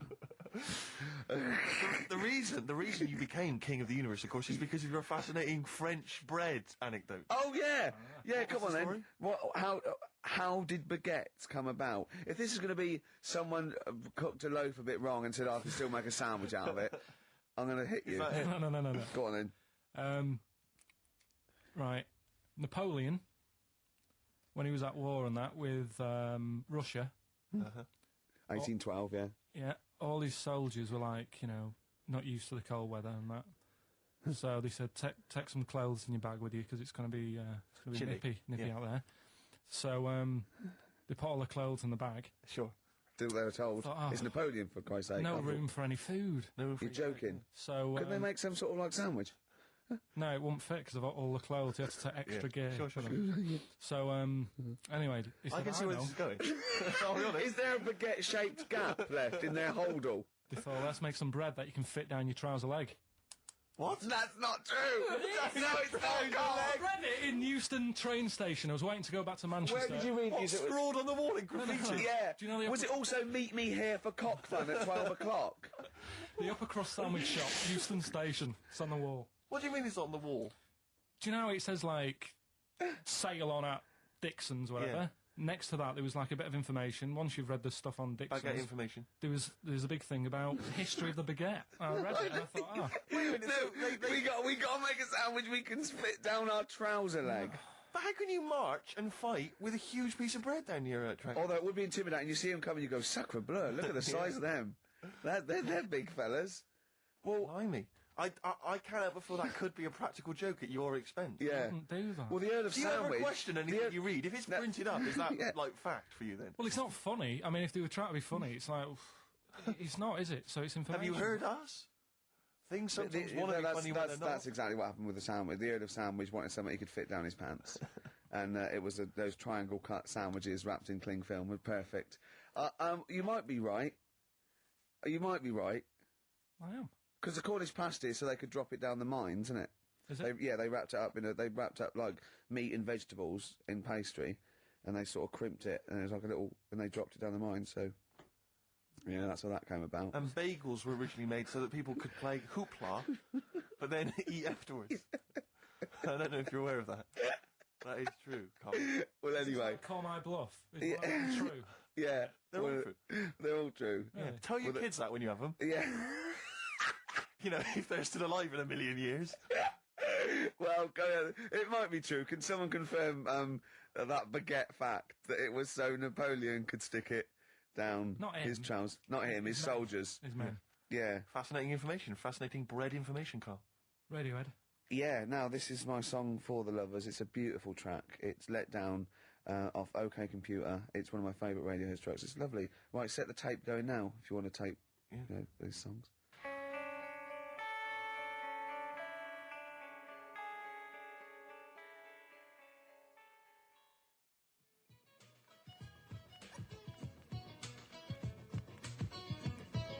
Avalanches, Frontier Psychiatrists. Absolutely. Well, we've had lots of emails. People, obviously, we inflamed and provoked Well, about actually, I have to say, the Rick- Cornish pasty. I've got a couple of amendments to that. The crusty bit, you know, is actually as a handle, because obviously the miners had dirty hands, and they'd eat all the stuff in the pasty, and they'd be left with this sort of crust, and they could throw that away. Also, someone told us that at one end was an apple, so you have a little sweet as well. No dessert. So there you go. You noticed how, like, over the years we've been doing this, you know, way back when we started XFM, no one ever contributes when we ask about the music, when we ask about hip-hop, or their, you know, opinions on that, anything important. But start talking about pasties. Yeah. We've had about 5 phone calls. Yeah, and someone phoned up to confirm. They used to work for Upper Crust, and basically Carl got all excited. So it is true. She went, well, I don't know if it's true. I've read the same sign you did, Carl. Interestingly, there's an email here that says, which basically offers a history of the baguette, and talks about after the revolution, the government decreed that all of France must eat the same bread, and it was up to the bakers to bake this bread of equality. And then Napoleon kind of made sure it was a particular. He kind of set in. Obviously, on the bread, you can eat anything you find in the garden: frogs, snails, bits of horse, But squid. the interesting thing is, Rick, that there's no mention of sticking it down your trousers whilst going to war. The French have tried to keep that secret for over 100 years, It was only Steve. the upper crust people. Nearly 200 years. That is a top secret. Somehow, Euston Station upper crust got hold of a document left behind in an old sea chest, possibly Napoleon's. Could have been Josephine's. Unfortunately, jotted it down. He's kicking himself now. Oh, Secretary, I cannot believe I left a note. If he talked like that. He did. He did that, yeah, he talked English, but in a very funny French accent. Do you remember, there was one thing that, talking about funny French accents, you remember Allo Allo? Yeah. Remember, it was on about 5 o'clock in the afternoon, but they still meant, because it was a funny Frenchman, it was that English guy who was posing as a French police officer. It's very complicated He plot. would often walk by, and I remember there was one where he said, I was pissing by the door when I heard a shit. Oh, yeah. Now, that's Passing by the door. I'm allowed to say Passing that. by the door when I heard a shot. That's what he's saying. I'm allowed to say that at 2 o'clock because I'm just saying I'm talking in a French accent. Yeah. I was pissing by the door when I heard a shit. Yeah. That's fine. Yeah. Because I'm speaking French, Carl. Do you know what I mean? That's the rule. Do you know why people tink the glasses before they have a drink? Why they tink, the verb to tink. I do know that, Carl. Is it about poison? It is. Here we are. What, would it make a different noise? Oh. Brilliant. Go on, explain Why? it. You explain it, Steve. No, don't Steve. You explain it, Carl.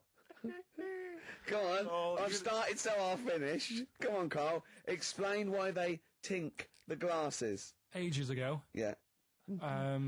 only people with money had drinking or something. That's like one of my film reviews. Years ago. Welcome to History Now. Now, ages ago, only people with money had drinking or something. Keep going, Carl. Keep going. Like spirit and stuff. So they'd it's like businessmen with money. It's easy for you to say. This is getting to be cruel, isn't it? This is amazing. Yeah, go on. Why Go did on. you open your mouth, Carl? What were you hoping was the best that could happen? Because you were trying to make me look stupid before with the planet, so Whereas you know... Yeah, go on, no, come on. Businessmen with money. I've got to drink and ching. Okay, so then with all the drinks. So they'd nip round to have a chat about whatever they're earning money with, and they'd say, "Right, do you want a drink then?" And they'd go, "Oh yeah, that'd be all right." Yeah. So Yeah. rather than like just pouring it out of a bottle into a glass and saying, "There you go," it could be going, "Hang on a minute," it could be poisoning me ear and trying to like nick my business idea. Yeah. Yeah. So what they'd do he'd sort of pour a bit of his drink into the other person's glass, and you get that tink noise, and that's like cheers, you know. No, Carl, I've just a slight amendment there. I think what it was you're absolutely right that they would then test each other's drinks to show that it wasn't poison. But over the years, that was reduced to just chinking the glasses by way of saying, let's not actually bother going through the whole rigmarole. They just did the chinking of the glasses. Yeah, as a well, kind of symbolic way of saying it. yeah, that's good. It was exhausting, though, wasn't it? I know. Was it worth it, do you think? Well, I like that because people carry that with them now. When they do that, they think, oh, that bloke's definitely not trying to poison me. Yeah.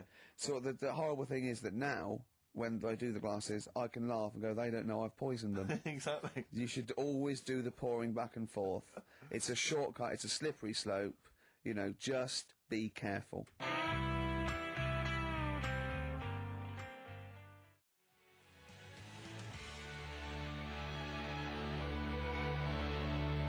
Ash, there's a star. One of my bands of 2001, Ash. Was it? Yeah, they've come through. I didn't like them at first. Thought, you know, a bit too lo-fi, but I think they've worked at it. They do good songs. They're good performers, and I think they're probably thoroughly nice chaps. Sure. All right. We didn't say hello because we were away for a couple of weeks. We didn't come back and go, oh, we're back, did we? It's like nothing ever happened. Exactly. Do you know what I mean?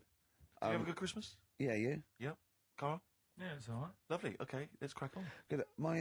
I went on holiday after Christmas, yeah. And so did our mutual friend, Phil Belker. Yeah, good man. He was in Lanzarote and he told me one of the funny... I don't know if I can tell this on the radio. I'll have to say the C word. I'll just go... It's in a sentence, so I just go you see when it comes, and you'll know that he's saying the terrible word. Just, you know, didn't want to ruin the anecdote. Anyway, they're walking along one evening in Lanzarote, and there's lots of Brits there, apparently. And Phil overhears a sort of married couple arguing. They're having to go home a bit early. And she's saying to him, she went, for Christ's sake, every time we come out drinking, you always shit yourself. Right? Wow. Always, not once. So he's going, I've told you, he said, it's not the drink, it's the weather. She went, the weather. You'll be blaming the food next, you see. I don't think they should have got married. Wow. Or when did you think the shitting themselves started? Must have been after the marriage, because if they, you know, you're courting, and they go, went out with Derek again, did you last night? Yeah, how was it? The evening was lovely, the meal was nice, but he shut himself again. That's 5 dates, 5 different heaps of shit. But I think I can change him. I think I can change him, yeah. It must have happened after the marrying. Or he just might think, oh, God, or he's got to that age where I think, look, I'll just empty it when I get home. Yeah. I'm not going to keep going up and going to the toilet, you know. It's the ice that does it. Yeah, Carl is right, I think. It is the ice. What do you mean? People forget, you know, they say, oh, don't drink the water when you're on holiday, and they don't. They drink, you know, they buy Evian and stuff. Oh, I see. They forget about the ice. The ice cubes, you're right, in a bar. Made from tap water. And that can do it, can it? Yeah. But she said every time you're drinking, didn't she? I assume that she wasn't drinking ice then. Yeah. I mean, why is it just happened to him? Let's be honest, everyone that goes on holiday doesn't end up crapping themselves. Yeah, they usually make it to a toilet. He does it every time he drinks, doesn't he? Yeah, well, apparently. Just don't let him carry the baguettes. He's good, isn't he? Oh, Carl comes out with something. He does now and again, High doesn't he? five, Carl. That was sweet, man. Yeah, nice one. Yeah, respect you. Right, we've got another feature now. Yes, this is a feature which we introduced before Christmas, and it was so popular, we brought it into 2002 as well. Yeah, and it's called... We've carried it over with us. It's an interesting thing, and I don't think we'll ever run out of features for I it. don't think so. Go on, then what's the feature called, Steve? It's rather brilliantly called A Song That I Like. Yeah.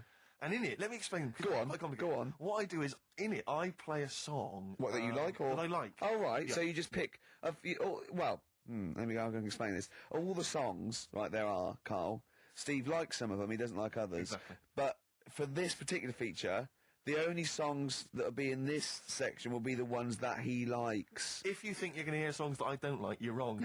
Let me clear that up straight away. Yeah. Songs that I like. What song have you chosen to play? Thank you very much for asking. I have chosen, and it's something I've only been introduced to recently, but I did enjoy it, and it seemed, just felt contemporary. It's Patti Smith and the classic Gloria. Oh, fantastic. Play it,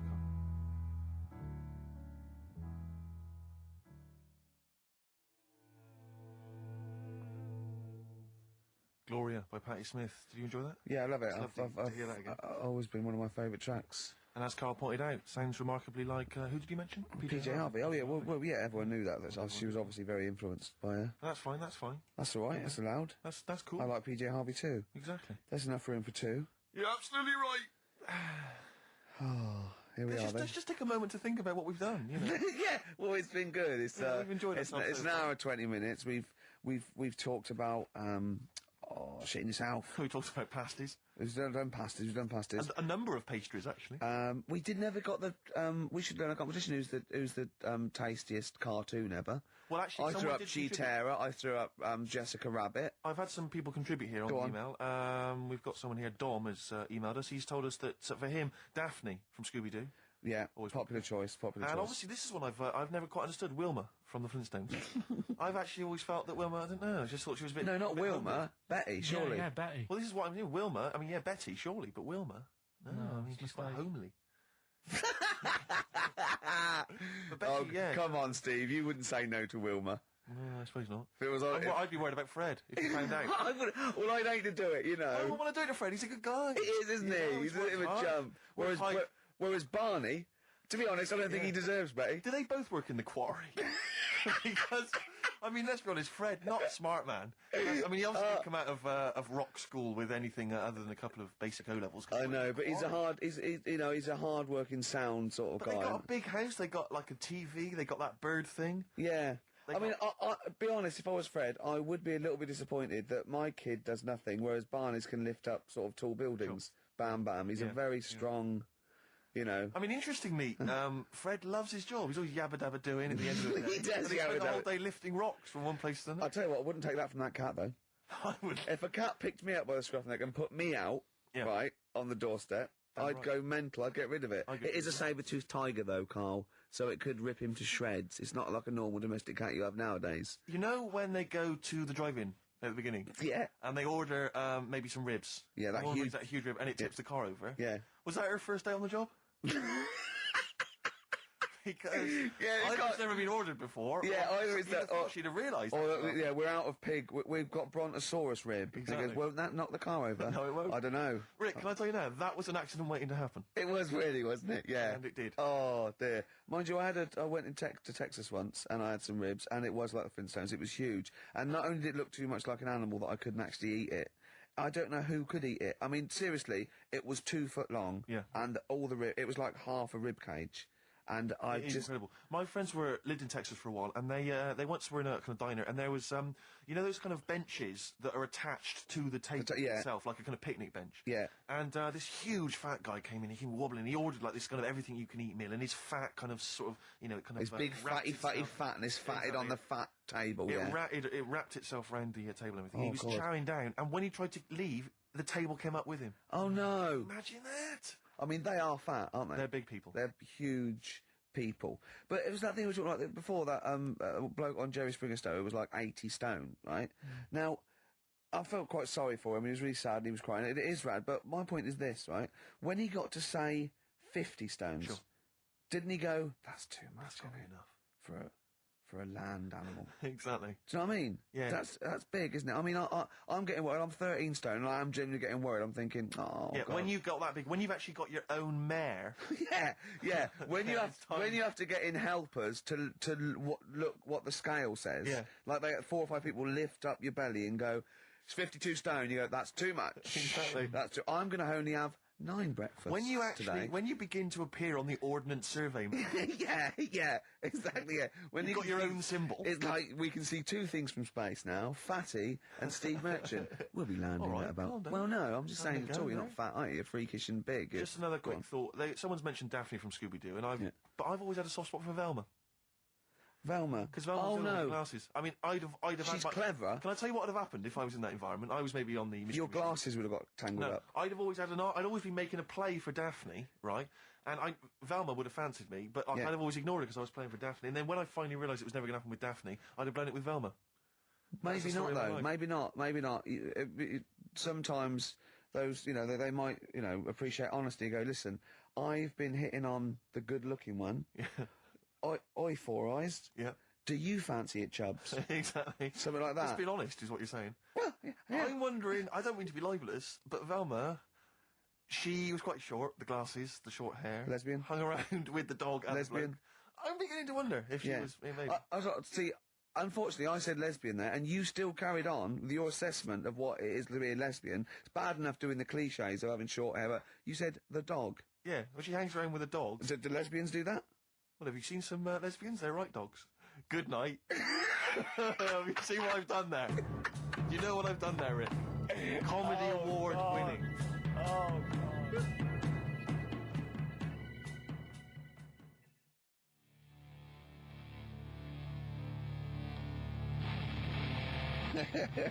Professional. I was having a cup of tea. 100 Reasons here on XFM 104.9, just gone half 2. Ricky Gervais. Yeah, with Steve Merchant. Hi. All right. Rick, we've got a couple of emails in here, and they're saying they enjoyed your performance over the Christmas period on a programme called 100 Greatest TV Moments. Yeah. Did you do an interview or something? What was the deal? I didn't see this. Yeah, the Office was in there, wasn't it? And I was interviewed for it. But what are they talking about? They enjoyed your performance. Come on, tell me You what know, do you? No, I don't. It's the thing that I did on Razzmatazz. Oh, is this where they found a clip or something? Yeah. No, I was in a band and we had one single out or something, and I did one TV appearance when I was about, oh God, and they showed a bit of it, about 7 seconds, me on Razzmatazz. Oh, God. Razzmatazz, for those that don't remember, was like a kind of, I suppose, what was it, like a kind of CD UK of its time? Yeah, exactly, yeah. And, oh God.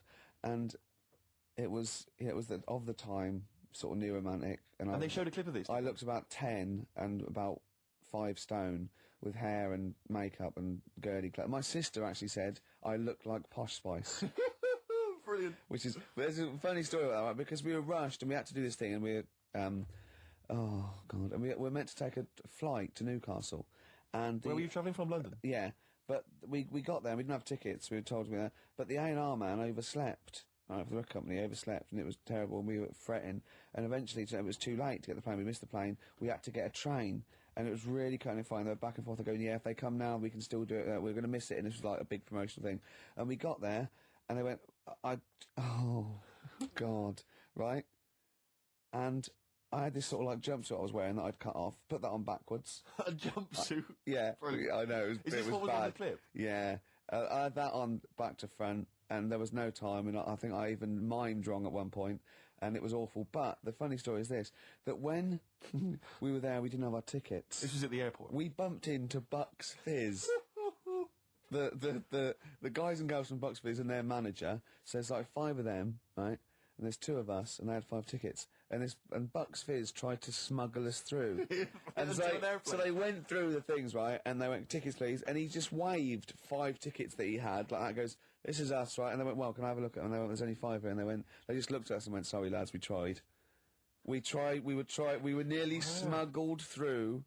By Bobby.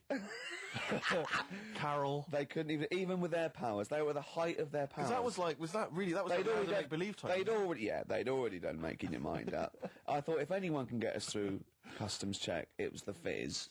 But even the Fizz what I like could though, not that get us reassures me, I have to say, about kind of airplane travel. You know, in these kind of troubled times, it's nice to know that even someone like Bucks Fizz couldn't get, smuggle someone through. That's good, because even the top security man went, hold on, there's 5 in the Fizz, there's 5 tickets, those 2 lads are not going through. Exactly. Yeah, that makes you more secure about air travel now. Well, it's lovely if I'm in America, and I see 5-star, trying to get through customs. With 2 other lads. Exactly. I think, wait a minute, what's going on there? Yeah. Wait a minute, security guy stopped him, it's fine. It's fine, yeah. We know there's only 5 in 5-star. Oh. It's lovely to know that. Yeah. I love the fact, and did you know the Fizz previous? Is this your first run-in with the Fizz? No, they were doing the Taz, same as us. They were doing the old Raz, same as us. Did you recognise the Fizz and go, oh my God, that's the Fizz, let's try and sneak in with them, or did they recognise you?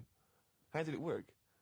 They wouldn't have recognised us. Exactly, that's what I'm thinking. I love the audacity of going up to Bucks Fizz and saying, try and smuggle us in. Can you try and break aviation law for us? Now, it's time to make your mind up. We're going to the land of make-believe. I did that and they laughed. They went, brilliant.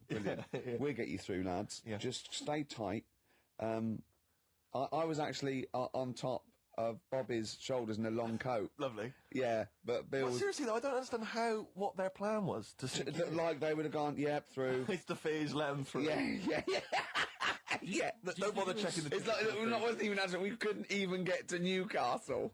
Do you think it was wearing your jumpsuit backwards that sort of gave it away? Well, no, but see, I didn't have it on then. I was just in civvies. I just had jeans and a t-shirt then. I didn't even have my hair gelled. I was just like cash. I then. saw it. I thought it looked all right. Did you? Did you? Well, I mean, for Then In a you. tight jumpsuit. Yeah. cheekbones. Brilliant. Yeah. Yeah. I had some cheekbones. Yeah. That was the. That was. If the anyone difference. else saw it, or maybe they taped it let's- and they've got let's a leave clip, it now. because I'd love to see it. I missed it. Well, I'll get you one. If you have it, put it. I'll tell you what. Why not create a website, and put that clip on there on a constant loop, and then send the address in, and I'll give it out, and people can check it out for themselves. Yeah, mate. brilliant. Is that okay? Yeah. Cool. I'll have to lose weight now. Yeah. That film. Oh, now we come to the feature.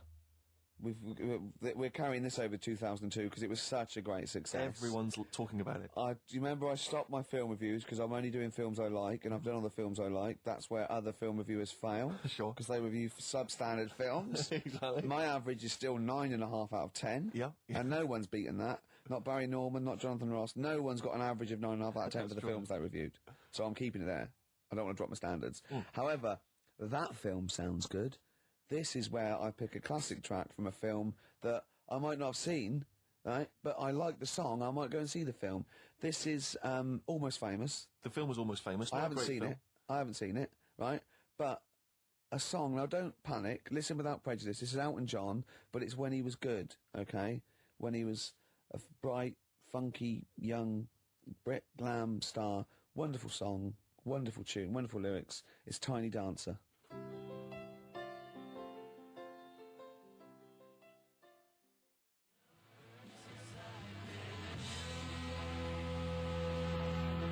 Love Burns, Black Rebel Motorcycle Club there, Steve. What's about it? That's it, isn't it? We've had some laughs, haven't we? We've learned as well. We've been educated as ever. Yeah, past ears, all that. We've got baguette information. We've had features such as That Film Sounds Good. Exactly. Song A for the song that I lovers. like. Song for the Lovers. Song for the Ladies. Song for the Ladies coming up very shortly.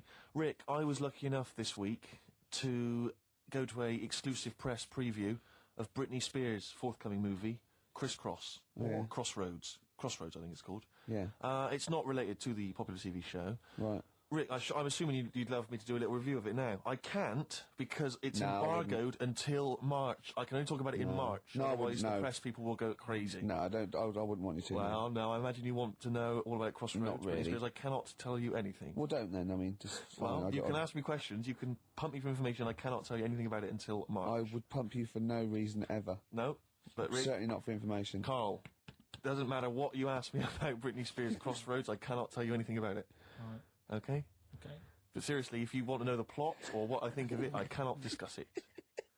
Okay? And if the listeners want to email in questions, they can. I cannot reply until March. So hang on for that. I've seen the film already. I've already seen the film myself in advance of everyone else. I can't tell anyone about it Right. until March. That's the kind of I'll exclusive. tell you what, though. Go on. Maybe I'll review it in March. No, you can't, Why? because you haven't seen it, and I have. Yeah. But if you want to ask me a question now about it. Well, that's you in March. Yeah, Not but if really you wanted bothered. to know now, you couldn't know. I wouldn't be able to tell you. Right. Song for the Lovers. Yeah.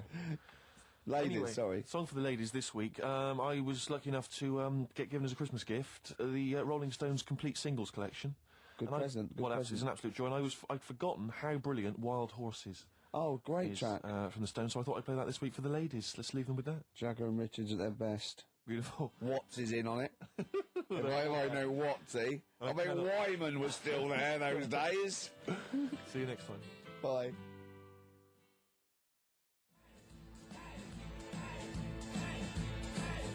XFM 104.9, kicking off there with the Dandy Warhol Steve. Sure. Ricky Gervais Show with With me, Steve. Steve Merchant. Well, they That's all always I was let me gonna say that. Well, I thought you would. What? Well, it's 1:05, isn't it? Already an error has occurred. Yeah, It's a shame, 'cause yeah. it could have been slick. But Steve, we've got some great music. We've got some I've good been on a bit of a soul tip this week, Are to you be honest. really? Yeah, I was a bit of Right. a folky last week, but you know, you got stuff from like early Bowie, some Stevie Wonder, a little bit of Groove Armada. We've got the classics. We've got Coldplay. We got Blur. We got Ash. Sure, We haven't planned anything for the show. Got nothing, have you? You're just reading the list of songs list there. of songs that I Thinking might that play. will fill up some time. Oh, no. Anything interesting happened to you over the week? Nope. No, I just swore off air, and Yeah. Carl went, "Never swear in an on-air studio." I love it when Carl tries to sound like he's professional and understands the business. Yeah. You don't fool us, Carl. Yeah. Eh? Yeah. Oh, I wish I could buy like a car. You know, like those Garfields you can stick on a car window. Oh yeah. I reckon we should be able to get a car like that we could send out as a gift to people. That'd be lovely, wouldn't Just it? this little face pressed up against the glass like a window licker. Yeah, like you'd have to lick his face to stick it there. Yeah, that'd be a joy. Oh, bless him. Or one of those things you throw out a window and it sort of like flaps down. They sell them for a quid. Yeah, exactly. Or those little dancing baby cars. pigeons. That's what we used to use. Or frogs from the pond. Sure, That's yeah. cruelty to animals, and I don't condone that. And it was a joke before the RSPCA phone in and say stop throwing frogs at windows. Well, people who are listening... And I don't mean the French, by the way. That sounds like xenophobic. Before someone calls in and says stop throwing French people at windows. Yeah. So I'm digging myself into a hole here, aren't I? Yeah. It's all gone horribly. Quick, mention the Germans and then let's go. Yeah. I don't mind the Germans. No, good. Carl... I was just saying, I wonder if people know what Carl looks like in the wide world. Is there any reason why they should? Have you ever featured on anything? Or he's like Moby. He looks like Moby. He does look like Moby. Yeah, that's what it does. Does that help? Is that a compliment? Sort of a Moby who's mank. Had a bit of a tough paper around when he was younger. Yeah, that's right. right. A bit more knackered than Moby. Yeah, I think so. Yeah. See, I think Moby's great. He's one of those people that every opens his mouth, I sort of, I'd love to be mates with him. He talks sense. He's interesting. He's lovely. I don't like his records. There's nothing I can do about that. If I ever become top mates with him, and after about a few years of us like driving around and having a party, I'll go, Moby, I've never liked anything you've ever done. Is that what you do with your mates? Just drive round? What are you, 16? Never. I've never done that. Go to a car park and just do handbrakes. Never. I haven't done that since I was like 17 when like it was great to someone had a car. You couldn't believe that you were just moving. I remember once, right, my mate, Bob, had a car and there was me and another friend in it, and we were young, we were about 18, and he did a U-turn when he shouldn't, and this motorbike hit him and came off, and the music, it was turning music down, it was really, really bad, right? And he was there and he was really worried, and the motorbike bloke was dazed, and he went, "You okay? I'm really sorry," and the bloke said, "Yeah." And I put my head out the window and went, "Sorry about that, mate. That's the third one today." And this motorbike just looked at him and he went, "No, don't do that, Gervais. Why'd you do that? Why'd you say that?" I just thought it would be funny. I didn't really understand the severity of this. Have I told on the radio before about that time when I just passed my test and I was driving my parents' Volvo estate and we went off driving down some country lanes? Have I mentioned Is this the one with the... Yeah. I've told you, have I? Yeah. Have I told you, Carl? No, go on. Well, maybe I'll tell you a bit later on. Let's play a record. I'll tell you that. There's a great anecdote about a Volvo estate coming up. Exactly. That's the kind of stuff you're getting on XFM this Saturday afternoon. Do you want some Coldplay or what? Oh, I'd love to.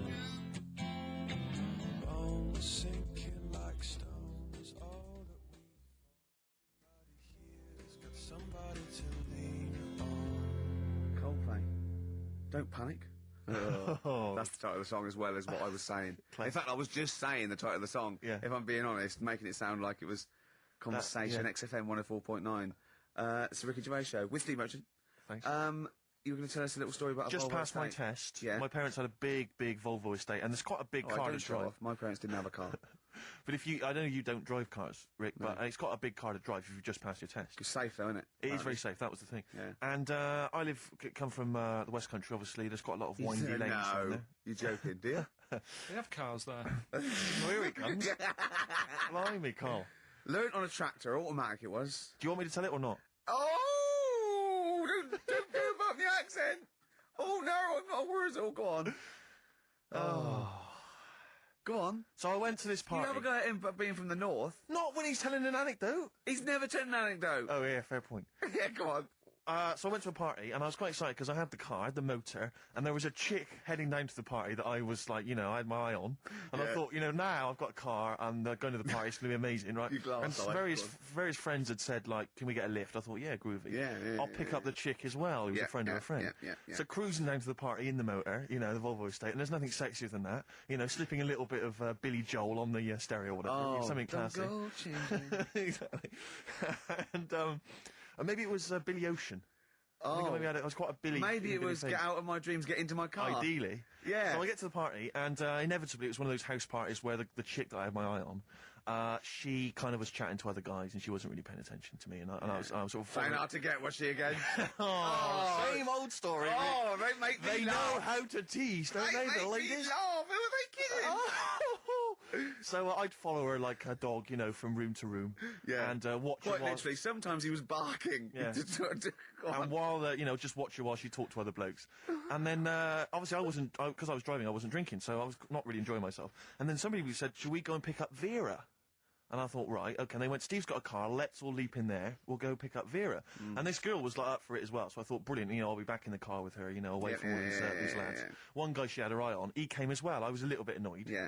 But anyway, he was in the car, so I'm driving down these country lanes, just driving along, and they're directing me, they're saying, go left here, go right. And then suddenly we stop, and one of them goes, just drive into that field, this pitch black field, right? And I'm sort of, well, it is my parents' car. Just drive in the field, Steve. I'm thinking, well, I don't want to, like, not seem like I'm a hard, cool, crazy kind of guy, because the chick's in the car. So I drove the car into the field. They all leapt out, started running off into the darkness, shouting, Vera, Vera, Vera, where are you? So I'm just sort of sat there in the car, waiting. Wasn't Vera Lynn, was it? Because she likes to hide in fields. Bizarrely, it wasn't. Right. It was just, I was just left in the car on my own with Billy Ocean, and suddenly, out of the darkness, they come back holding a Vietnamese pot-bellied pig that they had stole from a nearby farm, and they knew that the pig was called Vera because someone knew the farmer or something. Anyway, so they got this pig. So now they're going, "I'll put the pig in the back of the car. We'll take it back to the party. It'll be hilarious." I'm thinking, well, you know, I'm not sure I want a pig and all its, you know, piggy crap in the car, right, crammed in there. But they say, yeah. So obviously, I'm thinking again, I don't want to look like I'm, you know, a nerd. You know, I'm terrified of that, Rick, ever happened. Yeah. So, yeah. So you go, hey, bring the pig into the car. Exactly. I'm no nerd. Exactly. Yeah, go on. So now we drive off again. I've got this pig kind of screeching in the back of the car. And they say, stop again, let's do some cow tipping. And they do that old thing, you know, about the fact because cows sleep standing up, don't they? So you can push a cow over and stuff. Yeah. So they're having a wild time, hilarious. So this time, now we get to a sort of dead end in the road. And they say, well, turn around, let's go back to the party. And I'm thinking, fine. Try and do a 3-point turn in this very narrow country lane, right? Get the Volvo estate wedged horizontally across the road. Can't get it out, just can't seem to sort it out. I don't know what, I'm panicking because there's a pig in the car, right? And local disgruntled farmers, right? People drunk, partying, probably off their head on some kind of weed, Rick. Was it loads of blokes with, like, pitchforks and flaming torches Exactly. going, burn him. He's playing with our pig. Exactly that. And so that, do you know, I was so terrified that all I could think was they're going to have to send a helicopter to lower a magnet onto the top of the car to lift the car up and put it the right way round. You used to read a lot of comics, didn't you? Yeah. Yeah. So, do you know what I started doing? What? Crying. Did you really? Yeah. Why? Just started crying, just very slightly, started getting upset. And the other guy that the girl fancied, he had to get into the driving seat and sort it out for me by slowly edging forward and that's backwards. the worst bit of the whole story. Yeah, edging slowly back and forwards. He just sorted it out, just slowly worked the car back round, and then we were off. You were just gently weeping. Just gently weeping in the back. The bloke had just taken the bird that you saw from a distance. Exactly. That was basically your wife in your head by then. Oh, yes. Wasn't it? I can't We were believe it. happily married with a pig for a child. Don't joke, that could happen. I know. The pigs come, if you like. Sorry? What did you say? What did you say? What did you say? When you do what, Carl? What? What did you say?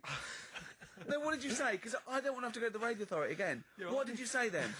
Just remember. We are going out live, Carl. Yeah, remember Tom Binns, right? What did you say? What I'm saying is, why were they shouting Vera? Because pigs don't come to the name, do they? Hey? I don't know the ins and outs of pig, you know, how to lure a pig into your trap. Can I just tell you some very, very interesting things about pigs? Please do. Right. One, everyone knows they have a corkscrew-shaped penis, right? A corkscrew-shaped penis. That's the tail, isn't it? Two, they can't look up. They can't put their head back and look up, right? Three, they can have a 30-minute orgasm. Rick, is it only pigs that have got a corkscrew-shaped penis? No, and landlords. Okay. Very handy. Right. Here's one for you. Go on. Like insect facts and stuff. Go on. If a man was a flea... He could jump over St Paul's Cathedral. No. What? Wrong. It's gone up now. It's... the big wheel. The big wheel. It's the Millennium Wheel. Now. It's gone up now. Play a record. You're the best.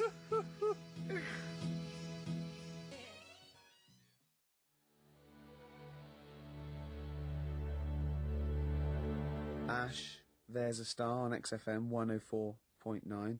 Now, Steve. Yes.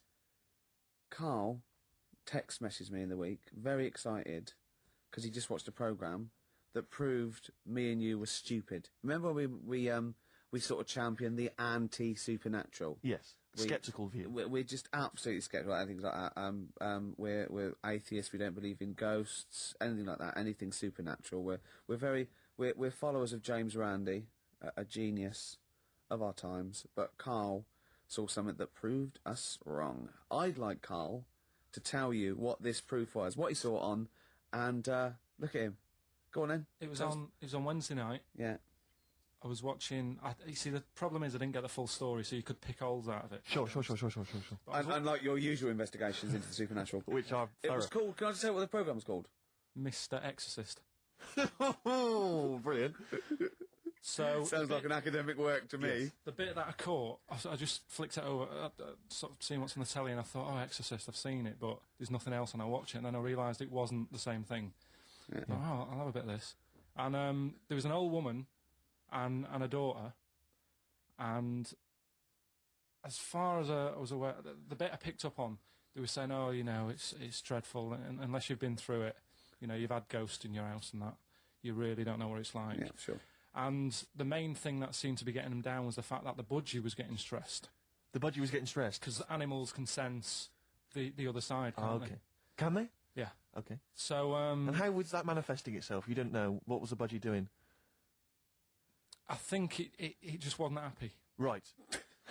Did it explain that to people, or no, how did it express that? Budgies are known for being chirpy, aren't they? I said it wasn't chirpy. It normally swings on its little perch and that. And just depressed because it was possessed. It was just sat around in its pyjamas. So no. Come on, Steve. Come on, Steve. You're making this a mockery. So the budgie was depressed because he could sense the ghost. Yeah, and then this guy, this Mr. Exorcist, came round. Was that his name? Yeah. Okay. Was he a priest or something?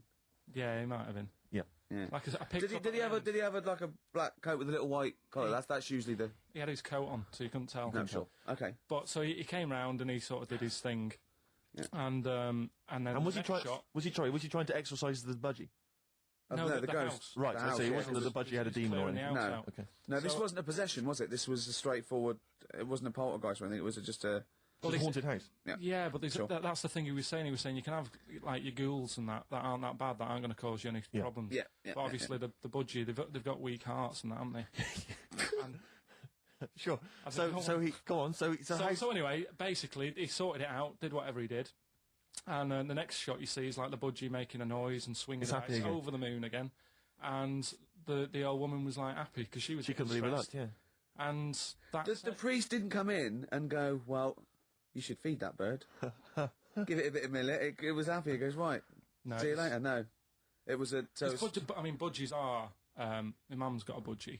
And they're fairly happy all the time, aren't they? So it's got to be something fairly odd. Right. You never see a budgie sitting down going, I feel like topping myself, to be honest. Yeah. Do you know what I mean, though? No. Do you know you can have, like, a moody dog? You can see a dog when it's unhappy if it's walking down the street. You can have a moody canary, can't you? And what they do is they often tell the police what you've been doing. They're known for that. Mm. Yeah. So basically... So that, for you, is proof that the supernatural exists. A bird in a cage got a little bit annoyed, wasn't chirping as much as it normally did. Who knows why? There could have been a little draft up its... and... Cloaca. Exactly. That's a medical term. Anyway, a man came in and did whatever he did. Yeah. Mr. Exorcist, though, Steve. Yeah. This wasn't any bloke off the street. This was Mr. Exorcist. Yeah. Yeah, so... And for you, that's the proof that there's... Just because, like, if it was a person, you go, they're playing up for the camera. Yeah, a budgie could possibly act like that, Steve. Yeah, I see what you mean. You're saying a budgie would not be it wouldn't be trying to become famous. No, or not like telly. Not like Lassie. No, sure. It was basically a show-off. Yeah, or Champion the Wonder Horse. Yeah. What do you think? I think... I've changed my tune, Rick. I don't know about you. I have, and I think we should play a record. I'd love to get Mr. Exorcist in. Wouldn't that be amazing? Never dabble with things you don't understand. Sorry. Like women. See what I did there? He's turned that back on me. Blur. Boys and girls. Girls and boys. Embarrassed to say.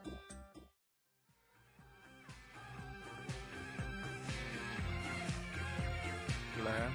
Girls and boys there, Steve, on XFM 104.9. So, it's not so bad, really, because we didn't plan anything, No, We've proved the